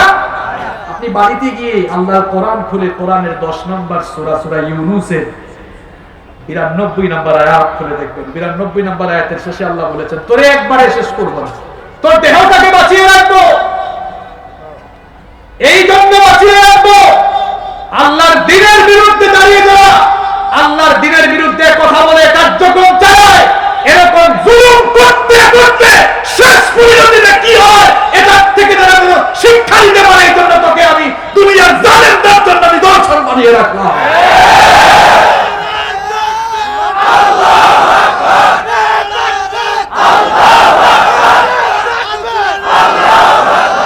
পৃথিবীতে কেউ স্থায়ী হয় না, কি ভুল বলেছি? পৃথিবীতে কেউ স্থায়ী হয় না, হোক না সে ফেরাউন কি বা নমরুদ, কেউ হবে চিরকাল রয় না, কেউ হবে চিরকাল রয় না। কেউ থাকবে? ফেরাউন শেষ তক ছিল না, দেই না। পৃথিবীতে কেউ স্থায়ী হয় না, হোক না সে ফেরাউন কি বা নমরুদ, কেউ হবে চিরকাল রয় না, কেউ হবে চিরকাল রয় না। নীল নদ আজও আছে, থাকবে, সত্যকে চিরদিন ডাকবে। নীল নদ আজও আছে, থাকবে, সত্যকে চিরদিন ডাকবে। ডেকে ডেকে বলে যাবে দিন ও রাত, কেউ যেন ফেরাউন হয় না। পৃথিবীতে কেউ স্থায়ী হয় না, হোক না সে ফেরাউন কি বা নমরুদ, কেউ হবে চিরকাল রয় না, কেউ হবে চিরকাল রয় না। ঠিক কি না? আমাদের কোনো স্ট্যাবিলিটি নেই। এই চেয়ারে আমি আছি, আর আধা ঘন্টা পরে থাকবো না, আমি চলে যাব। এমনি ভাবে দুনিয়ায় আমাদের অবস্থানকালীন সময়টাও এমন, যেভাবে আমি চেয়ারে বসেছি কিছুক্ষণ পর চলে যাব। আমি আপনি এত বাহাদুরি করি, এত বড়াই করি, কখন যে চলে যাব নিজেরাও জানি না। ঠিক কি না? কিসের বড়াই তো আপনার বিকাল হবে কিনা, সকাল হবে কিনা আপনি নিজেও জানেন। এজন্য আমরা ভয় করব কাকে? তাহলে পৃথিবীর 6টি জাতিকে আল্লাহ জুলুমের কারণে গজব দিয়ে ধ্বংস করেছেন। এই 6টি জাতির কাহিনী কোরআনে যিনি বর্ণনা করেছেন আমাদের হেদায়াত নেবার জন্য, তিনি কে? আল্লাহ। মানুষের উপরে বিপদ মুসিবত গজব আসার কারণ আরো জোরে বলছি কয়টা? বাকি 4টা খুব সংক্ষেপে, 15-20 মিনিট থাকা যাবে ইনশাআল্লাহ। উঠে টাইম কিন্তু শেষ। এখন যে উঠবে মানুষ কিন্তু তার দিকে তাকাবে, কারণ এখন এমন এমন কথা আসবে যে উঠবে মানুষ বুঝবে মনে হয় তার সঙ্গে কমন করে, মনে হয় কমন করে তবে আমার প্রতি বিরক্ত হবেন না। যদি বিরক্ত হওয়ার এতই খায়েশ জাগে, আল্লাহ আর রাসূলের উপরে আপনি বিরক্ত হন। কারণ একটা কথা মোল্লার না, সব আল্লাহর আর মুহাম্মাদুর রাসূলুল্লাহ সাল্লাল্লাহু। 3 নাম্বার, মানুষের উপরে বিপদ আসে কারণ মানুষ নিজের হাতেই বিপদ ডেকে আনে। রব্বুল আলামিন বলেছেন, ওয়া মা আসাবাকুম মিন মুসিবাতিন ফাবিমা কাসাবাত আইদিকুম ওয়া ইয়াফু আন কাসীর। কোরআনুল কারীমের 42 নম্বর সূরা সূরাতুশ শূরা এর 30 নম্বর আয়াতে রব্বুল আলামিন বললেন, তোমাদের উপরে যত বিপদ মুসিবত গজব আসে এগুলো আমি এমনি দেই না, গুনাহ করে পাপ করে করে নিজেই কামাই করে তোমরা নিজেদের উপরে গজব নিয়ে আসো। কথাটা কার? দেখেন নবীজির হাদিসগুলো শুনেন। ইবনে মাজাহ হাদিসটি বর্ণিত হয়েছে, عن عبد الله بن عمر رضي الله عنه قال أقبل علينا رسول الله صلى الله عليه وسلم। আব্দুল্লাহ ইবনে উমর রাদিয়াল্লাহু আনহু হাদিসটি বর্ণনা করেছেন। তিনি বলেছেন, নবীজি আমাদের সামনে আসলেন, আমাদের সামনে অগ্রসর হয়ে নবীজি বললেন, ইয়া মাশারাল মুহাজিরিন, হে মুহাজির লোকেরা শোনো, খামসুন ইদা তুরিতুম বিগিন্না, 5টি বিষয়ে তোমরা পরীক্ষার সম্মুখীন হতে পারো। জোরে কোন কয়টি? এই 5টি কাজ যখনই করবা গজব দিয়ে দিবেন কে? 1 নম্বরে নবীজি বললেন, যখন কোন জাতি, আমার উম্মতের মধ্যে কোন জাতি যখন, কোন সমাজের লোকেরা যখন অশ্লীলতায় যৌনতায় গা ভাসিয়ে দিবে, সেই সমাজে সেই দেশে আল্লাহ এমন এমন রূপ দিবেন যা তাদের পূর্বপুরুষদের সময়ে কখনো ছিল। আজ থেকে 200 বছর আগে পৃথিবীতে এইডস ছিল। দেখেন নতুন করে এইডস এসেছে কয়েক বছর আগে, কারণ আমরা যখন অশ্লীলতায় যৌনতায় গা ভাসিয়ে দিলাম, এইডস নামক গজব দিয়েছেন কে? এরপরে দেখেন আমরা যখন আল্লাহর ফরজ বিধান পর্দা ভুলে গেলাম, 1.5 বছর ধরে আল্লাহ এমন একটি গজব চালাচ্ছে, এই গজবটার নাম হলো করোনা। এখন পুরুষ হোক নারী হোক সবাই মাস্ক পরে কি পরে না? কথা বলেন, পরে কি পরে না? করোনা ভাইরাস থেকে বাঁচার জন্য মাস্ক পরতে পারেন, আরে আল্লাহর জাহান্নামের আযাব থেকে বাঁচার জন্য কি আপনি নিকাব পরতে পারেন না? সমাজে এরকম বহু রোগ আছে, এগুলো 200 বছর আগে ছিল না। নবীজির একটা কথা মিথ্যা হতে পারে না, পারে না, পারে। আমার আপনার কথা মিথ্যা হতে পারে, নবীজির কথা কখনো মিথ্যা হতে পারে না। 1 নাম্বার, নবীজি বললেন, যখন যৌনতায় অশ্লীলতায় গা ভাসিয়ে দিবা, এমন এমন রোগ আসবে বিজ্ঞানীরাও ভেরিয়েন্ট আবিষ্কার করতে পারবে না, লক্ষণ আবিষ্কার করতে পারবে না। গজবগুলো আসবে কার তরফ থেকে? 2 নাম্বার, নবীজি বললেন, ব্যবসা করতে গিয়ে যখন ওজনে কম দিবা, ব্যবসা করতে গিয়ে যখন তোমরা ওজনে কম দিবা, তখন তোমাদের উপরে জালেম শাসক নসিব করে দিবেন কে? 3 নাম্বার, যখন তোমরা যাকাত দিবা না, যাকাতকে জরিমানার মতো মনে করবা, আসমান থেকে বৃষ্টি নাজিল বন্ধ করে দিবেন কে? বৃষ্টি দেওয়ার মালিক আপনি, আমি না, আল্লাহ। বৃষ্টি এখন আগের চেয়ে কমেছে না বেড়েছে? কারণ যাকাত আমরা বন্ধ করে দিয়ে। এরপরে 4 নাম্বার, নবীজি বলেছেন, যখন লোকেরা আল্লাহ এবং রাসূলের বিরুদ্ধাচরণ শুরু করবে, আল্লাহ এবং রাসূলের সঙ্গে অঙ্গীকার ভঙ্গ করবে, তখন আল্লাহ তাআলা তাদের উপরে গজব দান করবেন। 5 নাম্বার হচ্ছে লোকেরা যখন, আমি সময়ের অভাবে কিন্তু আরবি টেক্সট, যেটাকে হাদিসের আরবি যেটা আছে, হাদিসের মূল কথাকে মতন বলা হয়, আরবি টেক্সটটা বলছি না, কিন্তু 5 নাম্বারটা আরবি টেক্সটও বলছি, কারণ লোকেরা মনে করতে পারে হুজুর বানায় বানায় বলে নাকি। আল্লাহর কসম, কোরআনের মাহফিলে আমরা বানিয়ে কথা বলি না, আমরা মানুষদেরকে আল্লাহ আর রাসূলের দিকে আহ্বান করি। এবার দেখেন নবীজি বলছেন 5 নাম্বার হলো, ওয়া মা লাম তাহকুম আইম্মাতুহুম বিকিতাবিল্লাহি ওয়া ইয়াতাখায়য়ারু মিম্মা আনজালাল্লাহু ইল্লা জাআলাল্লাহু বা'সাহুম বাইনাহুম। নবীজি বলেছেন, যখন লোকেরা আল্লাহর কিতাবের আইন বর্জন করে নিজেদের বানানো আইন দিয়ে বিচার ফয়সালা শুরু করবে, তখন সেই সমাজের সন্ত্রাস, ফিতনা, ফাসাদ যতই তারা কমানোর চেষ্টা করবে, ততই আরো বাড়তে থাকবে। আমার পুলিশের ভাইরা এই দেশে শৃঙ্খলা রক্ষার জন্য এত কষ্ট করেন, তাদের অবদান আমরা ভুলতে পারবো? এত ব্যস্ততার মধ্যে মাহফিলের গ্যাদারিং, এই মাহফিলটা যেন সুন্দর হয়, আমাদের পুলিশের ভাইরা সহযোগিতা করছে, ঠিক কিনা? মাদক নির্মূলের জন্য আমার পুলিশের ভাইরা, র্যাবের ভাইরা কাজ করছেন, প্রশাসনের ভাইরা কাজ করছেন, আমাদের মাননীয় প্রধানমন্ত্রী তিনিও সন্ত্রাসের বিরুদ্ধে জিরো টলারেন্স আছে না ভাই? সরকার তো কষ্ট করছেন, প্রশাসনও কষ্ট করছেন, কিন্তু যদি আল্লাহর কিতাব দিয়ে আমরা বিচার ফয়সালা শুরু করে দেই, তাহলে দেখবেন এই সন্ত্রাসবাদ সবকিছু নির্মূল হয়ে যাবে কার রহমতে? দেখেন আল্লাহর বিধান যেখানে আছে সেখানে শান্তি কম না বেশি? সৌদি আরবে আল্লাহর আইন কোরআন পুরোটা আছে না নাই? পুরোটা কে বলছে আপনাকে আছে? পুরোটা নাই, অল্প আছে। কিন্তু অল্প যেটুকু আছে সেটুকুতেই শান্তি আছে না নাই?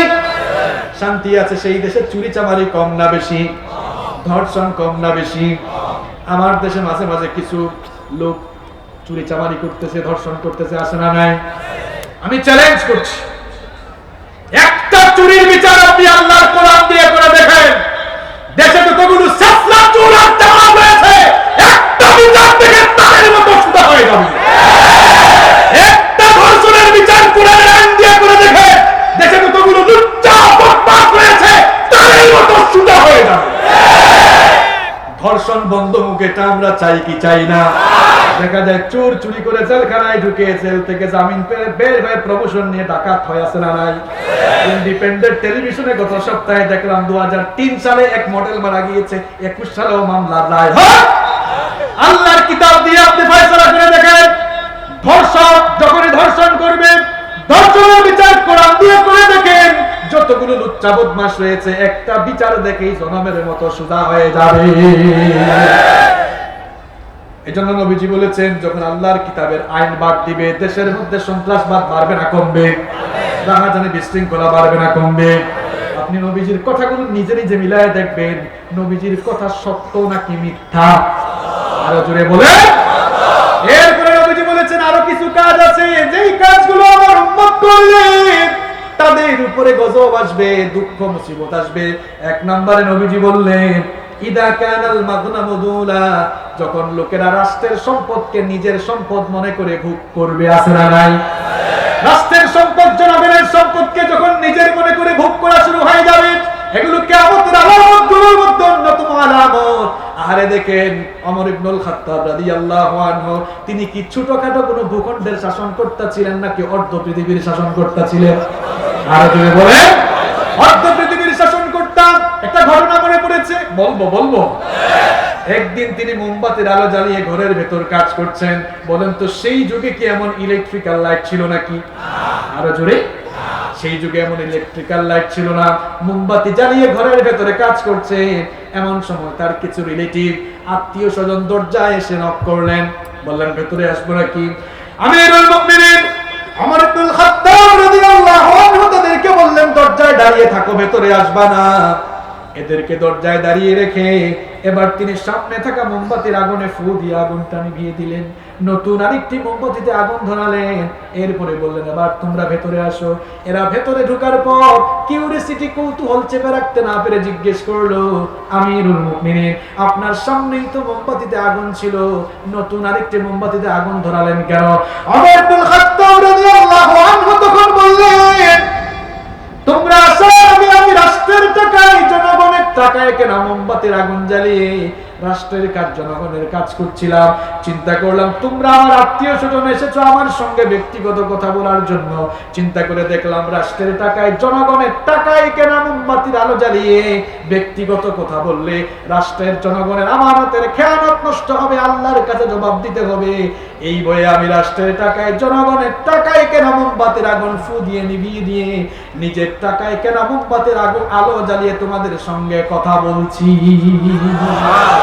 আল্লাহু আকবার, আল্লাহু আকবার।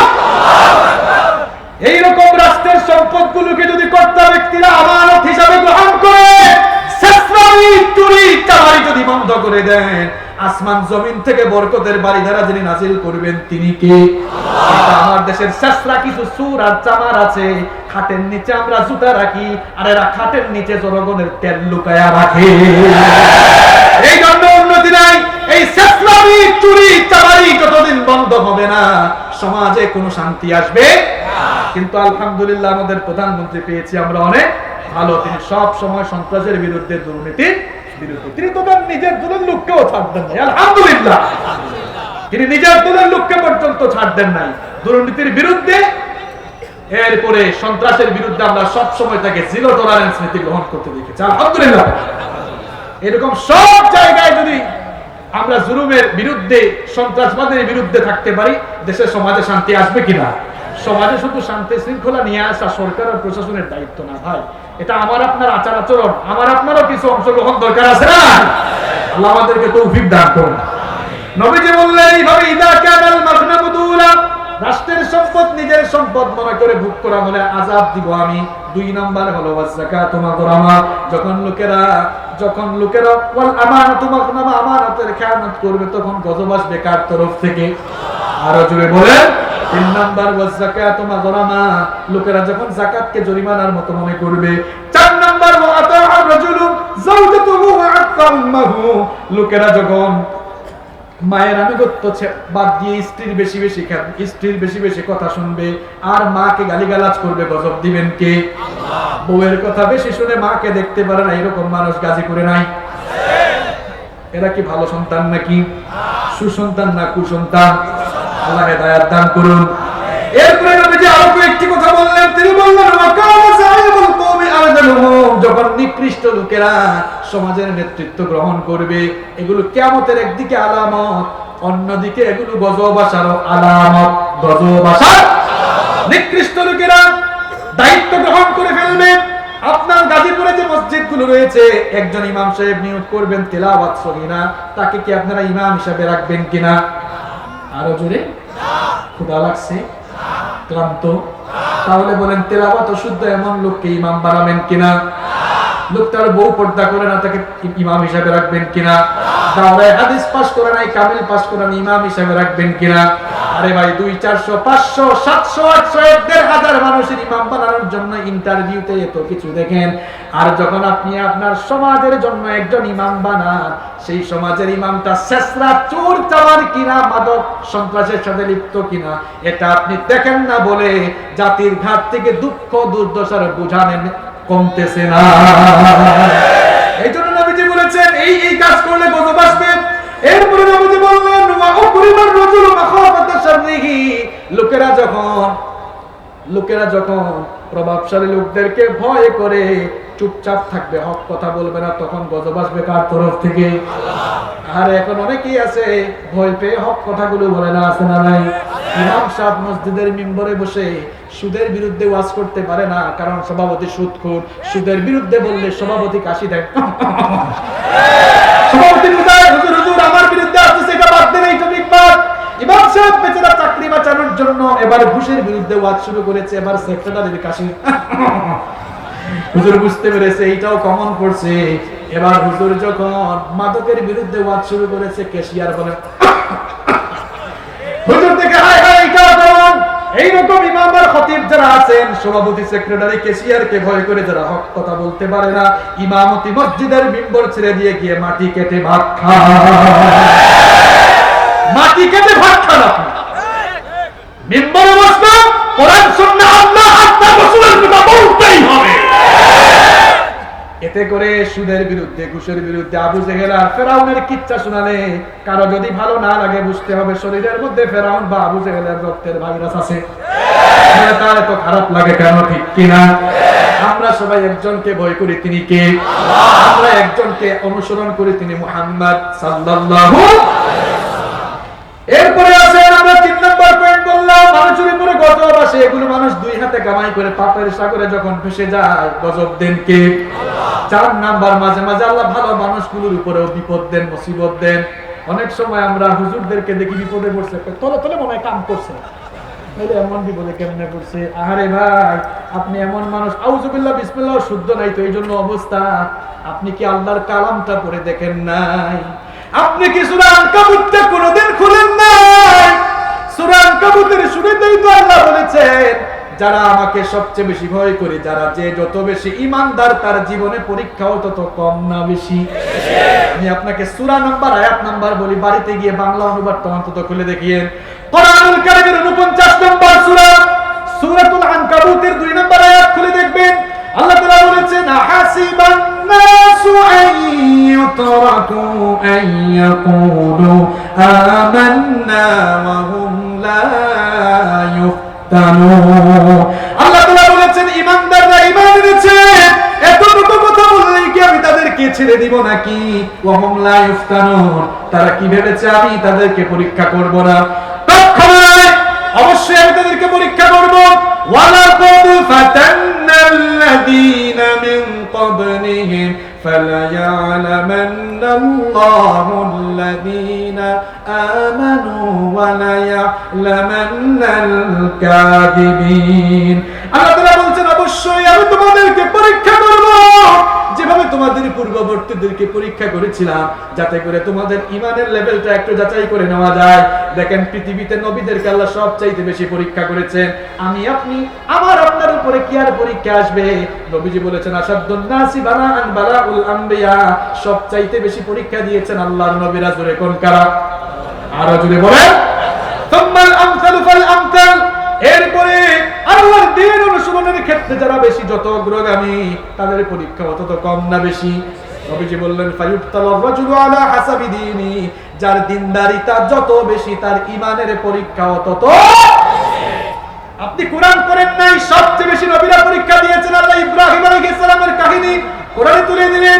ওয়া ইদ বিতালা ইব্রাহিম রাব্বুহু বিকালিমাতিন ফাআতাম্মাহুন্না ক্বালা ইন্নী জাঈলুকা লিন-নাসি ইমামা। আল্লাহ তাআলা বলছেন স্মরণ করো আমার খলিল ইব্রাহিমের কথা। ইব্রাহিম আলাইহিস সালামের কাছ থেকে পরীক্ষা নিয়েছেন কে? মাঝে মাঝে দেখা যায় কোরআনের মুফাসসিরদেরকেও পরীক্ষায় ফেলা হয়, দেখা যায় মাঝে মাঝে বেকায়দায় ফেলা হয়। অনেক বেকুব বলে মনে হয় লোকটা তোলে তোলে কিছু, তো নবীরা কি তোলে তোলে কিছু করছেন নাকি? নাউযু বিল্লাহি মিন যালিক। ইব্রাহিম আলাইহিস সালামকে আগুনের পরীক্ষা দিতে হয়েছে, নমরুদ আগুনের কুণ্ডলিতে ফেলেছে, কিন্তু আল্লাহ তাআলা তাকে হেফাজত করেছেন। আগুনের কুণ্ডলীকে নাতিশীতোষ্ণ করে দিয়ে ইব্রাহিম আলাইহিস সালামকে হেফাজত করেছেন কে? এরপরে নমরুদ ইব্রাহিম আলাইহিস সালামকে জেলের ভিতরে ঢুকিয়েছে। কত নবী যে জেলে ঢুকেছেন। অন্যদিকে মিশরে ইউসুফ আলাইহিস সালামকে 10 বছর জেল খাটানো হয়েছে। আজ দেখবেন অনেক আলেমদেরকে পৃথিবীর বিভিন্ন জায়গায় নানা রকমের অপবাদ দেওয়া হয়। আরে ভাই, এই অপবাদগুলো নতুন কোনো বিষয় নয়। যুগে যুগে আল্লাহর দ্বীন বিরোধীরা এমন কাজ করেছে, আর আমাদের শিক্ষা গ্রহণের জন্য ঘটনাগুলো কোরআনে তুলে দিয়েছেন কে? আল্লাহ। ইউসুফ আলাইহিস সালাম যেই ঘরে থাকতেন, সেই ঘরের মহিলা জুলাইখা ইউসুফ আলাইহিস সালামকে কাছে পাওয়ার জন্য ব্যাকুল হয়ে গেল। একদিন নির্জনে তার দাসীর মাধ্যমে একেবারে খাস কামরায় বেডরুমে নিয়ে আসলো। ইউসুফ আলাইহিস সালামকে কুপ্রস্তাব দিল। ইউসুফ আলাইহিস সালাম আল্লাহকে ভয় করে তিনি তালাবদ্ধ দরজার দিকে দৌড় দিলেন। সবগুলো দরজা খুলে দিলেন কে? আল্লাহ। শেষ দরজায় করে দিয়েছেন কে? আল্লাহ। আর সাগরের মধ্যে ফেরাউন তার দলবল সহ ডুবিয়ে মেরেছেন কে? আল্লাহ। সাগর পাড়ি দেওয়ার পর ঘটনা আপনারা অনেকে জানেন না। এরপরে কি হয়েছিল অনেকে আপনারা জানেন না। মুসা আলাইহিস সালামকে আল্লাহ আদেশ দিয়েছিলেন, মুসা তুমি তোমার উম্মতদেরকে নিয়ে আল আরদুল মুকাদ্দাসা, কোরআনে আল্লাহ বলেছেন আল আরদুল মুকাদ্দাসা অর্থাৎ পবিত্র ভূমি সিরিয়া সহ বাইতুল মুকাদ্দাস সহ যে অঞ্চল, ওই অঞ্চল তুমি অভিযানে যাও। আমি ওয়াদা দিচ্ছি আমি তোমাদেরকে এই জিহাদে মদদ দান করব। সুবহানাল্লাহ। এই জাতি কিছুক্ষণ আগেই আল্লাহর কুদরত দেখেছে। তাদের হাতে অস্ত্র নাই, কিছুই নাই। ফেরাউনের বাহিনীকে একেবারে শেষ করে দিয়ে এদেরকে বাঁচালেন কে? আল্লাহ। তখন মুসা আলাইহিস সালামকে এরা বলল, মুসা আমরা কিভাবে বিজয়ী হব এদের বিরুদ্ধে? আমালেকা সম্প্রদায় তখন গোটা সিরিয়া শাসন করত। মুসা আলাইহিস সালাম বললেন, তো ভয় পাচ্ছ কেন? আল্লাহ তো বলেছেনই আমাদেরকে বিজয়ী দিবেন। সুবহানাল্লাহ। গেল এরা যুদ্ধের ময়দানে গিয়ে তারা বলল, মুসা যুদ্ধ করতে পারবো না, এদের যে বিশাল বিশাল অস্ত্র দেখা যায়, এরা আমাদেরকে মনে হয় মেরে ফেলবে। ইযহাব আনতা ওয়া রাব্বুকা ফাকাতিলা ইন্না হাহুনা কাঈদুন। তুমি এক কাজ করো, তুমি আর তোমার আল্লাহ গিয়ে যুদ্ধ করো, আমরা দাঁড়িয়ে দাঁড়িয়ে বসে বসে এই কাজ কারবার দেখি। নাউযুবিল্লাহ। আল্লাহ তাআলা তাদের এই আচরণে আল্লাহ তাআলা কিছুটা ক্রোধান্বিত হয়ে গেলেন, গজব দিলেন। তিন প্রান্তরে তাদেরকে 40 বছর উন্মুক্ত কারাগারে আল্লাহ বন্দী করে রাখলেন। আল্লাহু আকবার। তিন প্রান্তরে 40 বছর, কোনো দেয়াল ছিল না, উন্মুক্ত কারাগার। গজবটা ছিল এমন, সকালবেলা তারা মিশরের দিকে হাঁটা শুরু করতো, সন্ধ্যাবেলায় দেখতো যেখান থেকে হাঁটা শুরু করছে ওখানেই তারা। এখানে তাদের কাছে যে খাবার দাবার ছিল, খাবার দাবার ফুরিয়ে গেছে, পানি ছিল, পানিও ফুরিয়ে গেছে।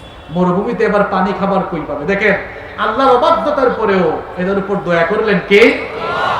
মুসা আলাইহিস সালাম বললেন, নবী গো, আল্লাহ গো, আমার উম্মত তো এখন পানি না পাইয়া মরে যাবে একেবারে, আল্লাহ একটু পানির ব্যবস্থা করে দেন না।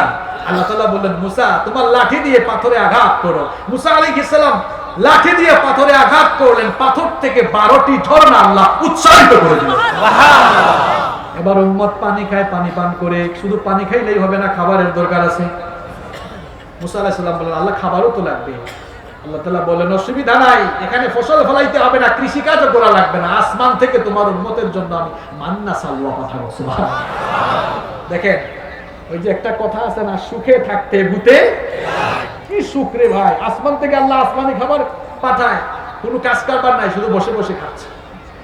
কিছুদিন খাইয়া কয়, মুসা এক খাবার কয়দিন খাইবো, ভাল লাগে না, তুমি আল্লাহকে বলো জমিন থেকে হয় এমন খাবার দাবার, যেমন খাবার আবার যেমনও বলে দিচ্ছে, যেমন গম, তরি তরকারি, পেঁয়াজ, রসুন, এরকম খাবার দাবার হইলে আমাদের ভালো লাগে। মুসা আলাইহিস সালাম আল্লাহর কাছে জানালেন, আল্লাহ তাআলা তো জানেন। আল্লাহ বলেন, মুসা বলে এমনি পাবে না, ওই আমার আদেশ বলো আনতে, বলো এই নগরীতে ঢুকতে, এই নগরীতে ঢুকলে এই ব্যবস্থা আমি করে দেব। ওই নগরী কোন নগরী? পবিত্র নগরী বাইতুল মুকাদ্দাস। তারা ঢুকলো। আল্লাহ বললেন, ঢোকার সময় বিজয়টা হয়তো আমি তোমাদেরকে দিয়েছি, দুইটা কাজ করবে। কয়টা? দুইটা। কয়টা? দুইটা। দেখেন এই ঘটনা আল্লাহ সূরা বাকারার 58 নম্বর আয়াতে তুলেছেন। আল্লাহ বললেন, ওয়া ইয কুলনা দুখুলু হাযিহিল ক্বরয়াতা ফাকুলু মিনহা হাইথু শি'তুম রাগাদান ওয়াদখুলুল বাবা সুজ্জাদান ওয়া কুলু হিত্তাতুন নাগফির লাকুম খাতায়াকুম ওয়া সানাযীদুল মুহসিনিন। আল্লাহ বলছেন, স্মরণ করো যখন আমি এদেরকে বললাম এই নগরীতে ঢুকো, যেহেতু আমি তোমাদেরকে এই নগরীর বিজয়ের বরকত দিয়েছি, সুতরাং দুইটা কাজ করবা। কয়টা? এক নম্বর আল্লাহ বললেন, যখন ঢুকবা এই নগরীর গেট দিয়ে ঢোকার সময় যেহেতু বিজয়টা আমি দিয়েছি, আমাকে সাজদা দিবা। কাকে সাজদা দিবা? এখন দেখেন এই ঘাটতেরা জাতি কি করলো, এরা ঢোকার সময় মাথা নত করে সেজদা না করে, আমাকে দেখা যাচ্ছে তো, তারা সাজদা না দিয়ে এমনে ঢুকছে, পিঠটাকে পেছন দিকে দিয়া এমনে ঢুকছে, দেখতেছেন? এমনে মানে মাথাটা নত করে নেই। আল্লাহ বললেন সাজদা দে, প্রথম আইনটাই তারা অমান্য করলো। দুই নম্বর আল্লাহ বলেছিলেন, ঢোকার সময় একটা শব্দ বলবা, শব্দটা হচ্ছে হিত্তা। শব্দটা কি? আরো জোরে হিত্তা। আলেমরা আছেন, হিত্তা মানে কি? আল্লাহ আমাদেরকে মাফ করে দাও। এখানে ঘাটতারা দিকে কয় হিত্তা না, এই একটা নুন লাগাই দিছে ওখানে, কয় হিন্তা। হিন্তা হিন্তা হিন্তা মানে হিন্তা, গম গম গম, গমের মিছিল করে ঢুকছে। আল্লাহ বলেন সাজদা দে, সাজদা না দিয়ে এমনে ঢুকছে, মাথাটাকে বাঁকা করে, পিঠ বাঁকা করে, নথনা পিছন দিক দিয়ে এমনে ঢুকছে। আল্লাহ বলেন বল হিত্তা, মাফ চা, কয় হিন্তা হিন্তা গম গম। আল্লাহ এমন বেজার হলেন, মহামারী দিয়ে সবগুলাকে আল্লাহ ধ্বংস করে দিলেন। আল্লাহু আকবার। এই ঘটনাটা শুনাইলাম আপনাদেরকে মজা দেওয়ার জন্য। আল্লাহর বিধান যখন মানুষ এভাবে অমান্য করে, জিহাদ, অনেকে আবার জিহাদ শুনলেই মনে করে মারামারি কাটাকাটি, না। জিহাদ আর সন্ত্রাস এক জিনিস নয়। বোমাবাজি করা, সন্ত্রাসবাদী করা, এগুলোর সাথে ইসলামের কোনো সম্পর্ক নাই। যারা বোমাবাজি, সন্ত্রাসবাদী, মানুষ খুন করে, এরা ইসলামের দুশমন, মানবতার দুশমন। এই ছাত্ররা এখন কি শুরু করেছে? ছাত্রদের উদ্দেশ্যেও কিছু বলতে হয়, ছাত্রদের উদ্দেশ্যেও কিছু বলতে হয়। তোমরা ভালো কথা আন্দোলন করছো, তোমরা বাস পুরাচ্ছ, কার বাস পুরাচ্ছ? হতে পারে যার বাস পুরাচ্ছ লোকটা এই পুরো বাস দিয়েই তার বাস চালিয়ে তার ফ্যামিলি চলে। তুমি আন্দোলন করছো, সুন্দরভাবে আন্দোলন করো, এগুলো তোমাকে কে শিখিয়েছে? আজ তুমি আন্দোলন করছো বাসের বিরুদ্ধে, আটকাচ্ছ প্রাইভেট কার। সয়াবিন তেলের দাম বেড়েছে, বিভিন্ন জিনিসের দাম বেড়েছে, এগুলো নিয়ে তো আন্দোলন করো না। আন্দোলন করছো, এখন বলবেন হুজুর এটা আপনি কেমন কথা বললেন, প্রধানমন্ত্রীও তো মেনে নিয়েছে। আচ্ছা ভাই, আপনি ছাত্র হইছেন, ফুল ভাড়া আপনি দিতে পারেন না, ফুল ভাড়া আপনি দিতে পারেন না, আপনি পড়াশোনা করছেন, আপনার কাছ থেকে যদি কম নেয় বাসওয়ালা চলবে কেমন? আপনার তো হিসাব করা দরকার। আর যে কোনো আন্দোলনে, আমার দেশে যে কোনো আন্দোলন শুরু হলে আমরা অনেক সময় উশৃঙ্খল হয়ে যাই। এরকম উশৃঙ্খল হইতে আপনাকে কে বলছে? আপনি স্বাধীনভাবে যা বলবেন বলেন, স্বাধীনভাবে যা করবেন করেন, এমন কিছু করবেন না যাতে মানুষের ক্ষতি হয়। আল্লাহ বুঝার তৌফিক দান করুন। আমরা মাঝে মাঝে বেশি উশৃঙ্খল হয়ে যাই, বেশি আবেগপ্রবণ হয়ে যাই।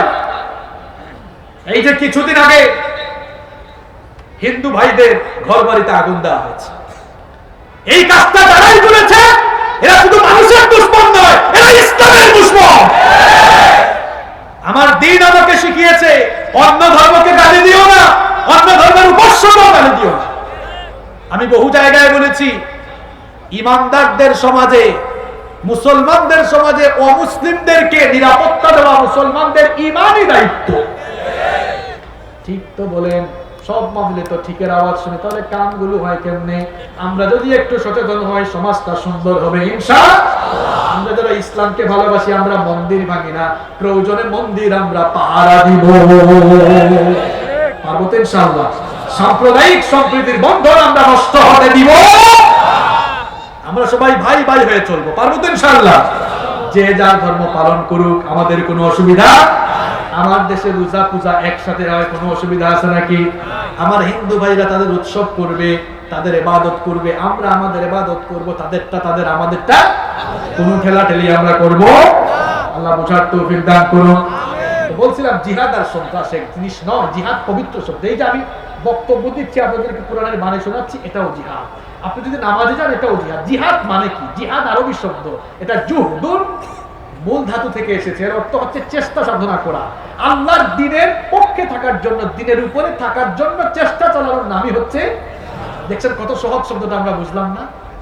জিহাদ মানে মারামারি কাটাকাটি না। ইসলামী রাষ্ট্রে ইসলামী নেতার আহ্বানে যেখানে যুদ্ধ বিগ্রহ হয়, ওটা হচ্ছে জিহাদের লাস্ট স্টেপ, এটাকে ফার্স্ট স্টেপে আনা যাবে।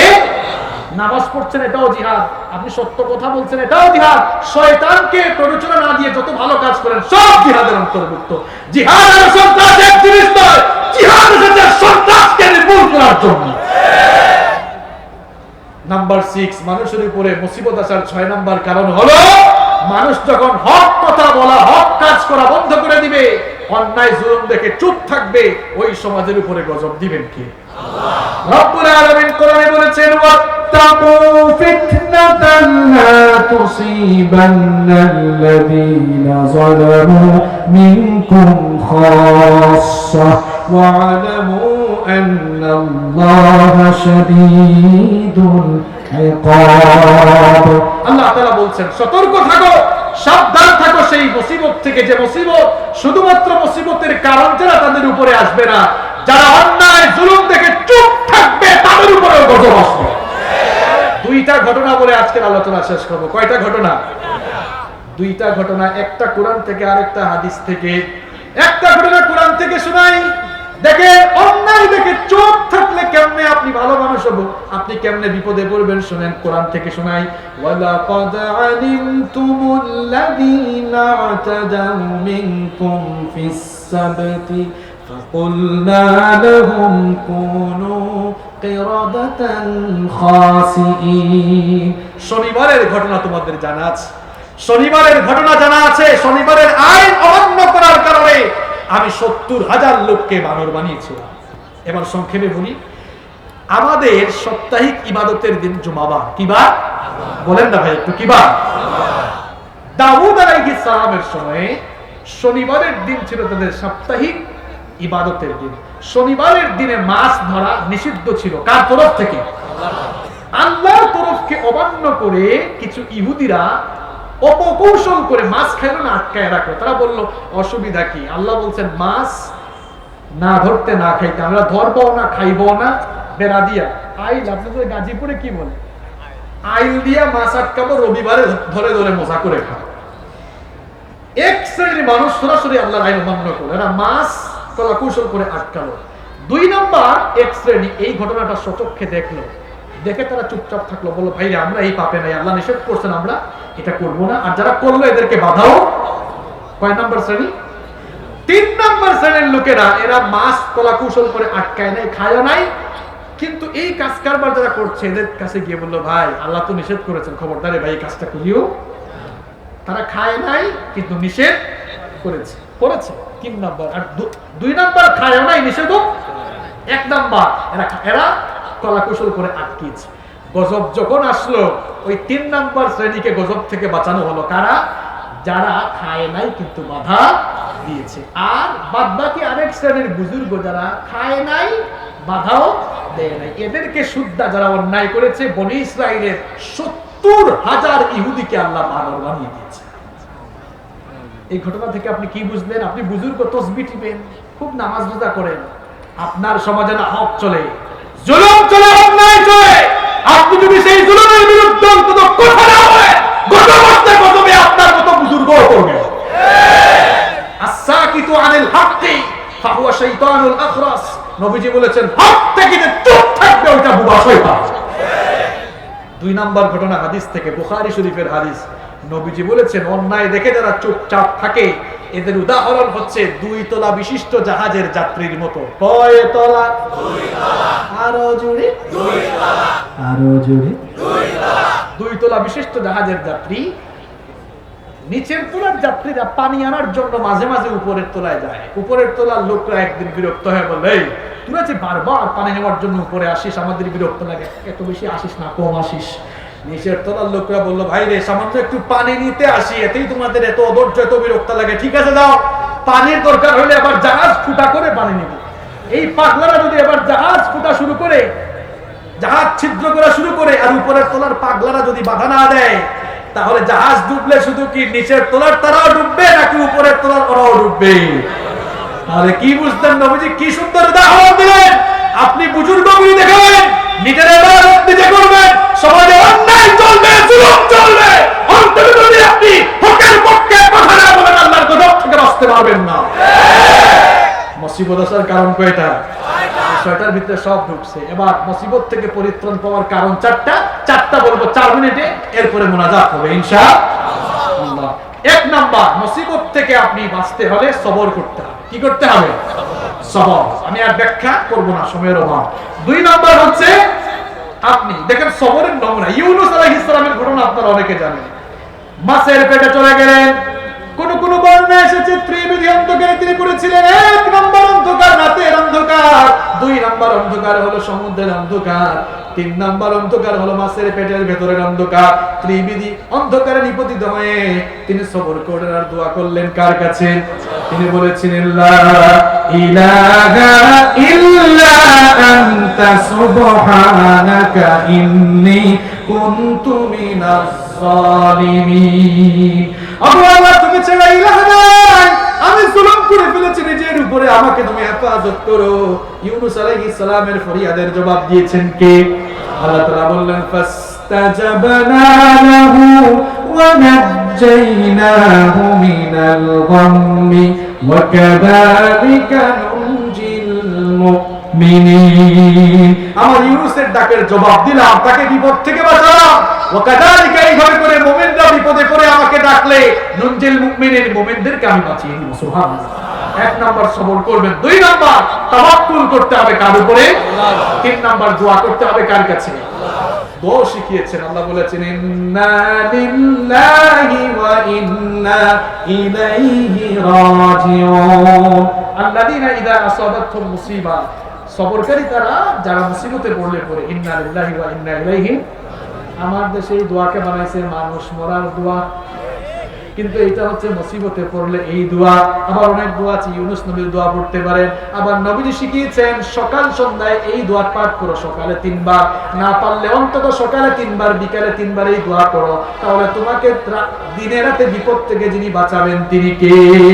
দোয়াটা হলো, সবাই আপনারা পারলে আমার সাথে বলেন, বিসমিল্লাহিল্লাযী লা ইয়াদুররু মা ইসমিহি শাইউন ফিল আরদি ওয়ালা ফিস সামাই ওয়া হুয়াস সামিউল আলীম। তো পড়তে পারবেন? বলেন বিসমিল্লাহিল্লাযী। সবাই প্রমাণটা খুলেন, ঠোঁটটা নাড়ান, বলেন বিসমিল্লাহিল্লাযী। আরেকটু মহব্বতে বলেন বিসমিল্লাহিল্লাযী লা ইয়াদুররু মা ইসমিহি শাইউন ফিল আরদি ওয়ালা ফিস সামাই ওয়া হুয়াস সামিউল আলীম। এই দোয়া সকালে 3 বার, বিকালে 3 বার পড়তে পারবেন তো? নবীজি বলেছেন সকালে 3 বার, বিকালে 3 বার দোয়াটা পাঠ করো, দিন রাতের সমস্ত মুসিবত থেকে বাঁচাবেন কে? 4 নাম্বার, বেশি বেশি তাওবা ইস্তিগফার করো। নবীজি বলেছেন, মান লাজিমাল ইস্তিগফার জাআলাল্লাহু মিন كل ضيق مخرجا ومن كل هم فرجا ورزقه من حيث لا يحتسب যারা বেশি বেশি তাওবা ইস্তিগফার করে তাওবা ইস্তিগফারের সাথে লেগে থাকে আল্লাহ তাদেরকে বিপদ থেকে বাঁচান সকল টেনশন দূর করে দেন আর ধারণাতীত জায়গা থেকে আল্লাহ রিজিক দেন সুবহানাল্লাহ এখন সুবহানাল্লাহ তো কইলেন আবার একটা ক্লাস টেস্ট হোক বলেন বিপদ মুসিবত আসার কারণ কয়টা নাজাত পাওয়ার কাজ কয়টা 6 4 10টা পয়েন্ট মনে আছে তো বুঝতে পারলে হবে ইনশাআল্লাহ আল্লাহ আমাদেরকে আমলের তৌফিক দান করুন কে উঠবেন না ভাইরা শুনেন আজকের রাত আপনার শেষ রাত হয়ে যেতে পারে আমি গুনাহগার হতে পারি কিন্তু নবীজি তো বলেছেন মুসাফিরের দোয়া কবুল হয় আমিও আপনাদের কাছে দোয়া চাই আমার মা খুব অসুস্থ ওনার প্রায় 62টা টেস্ট হয়ে গেছে এখনো রোগ শনাক্ত হয়নি খুব মুমূর্ষ অবস্থায় আছে আমি আপনাদের সবার কাছে দোয়া চাই আমি আমার মাকে অসুস্থ রেখে এসেছি আমাদের অনেক ভাইরা অসুস্থ ভলান্টিয়ার ভাইদের অনেকে অসুস্থ আজকের মাহফিল বাস্তবায়নে যারা সহযোগিতা করেছেন তাদের জন্য দোয়া করতে হবে বিশেষ করে আমি শুনেছি আমাদের প্রশাসনের ভাইয়েরা রাজনৈতিক নেতৃবৃন্দ স্থানীয় নেতৃবৃন্দ প্রশাসন অনেক সহযোগিতা করেছেন আমরা তাদের জন্য দোয়া করব যে ভাইরা প্রায় 250-300 ভাই আছেন সহযোগিতা করেছেন সবার জন্য দোয়া করব ইনশাআল্লাহ কোনো বক্তব্য আছে আপনাদের মোনাজাত দিয়ে দিব ঠিক আছে লোকজন উঠে যাবে মোনাজাত দিয়ে দিব হ্যাঁ আল্লাহুম্মা আমিন ربنا ظلمنا أنفسنا وإن لم تغفر لنا وترحمنا لنكونن من الخاسرين ربنا آتنا في الدنيا حسنة وفي الآخرة حسنة وقنا عذاب النار وقنا عذاب القبر وقنا عذاب الحشر وقنا عذاب السكرة الموت وقنا عذاب يوم القيامة ربنا اصرف عنا عذاب جهنم إن عذابها كان غراما رب العالمين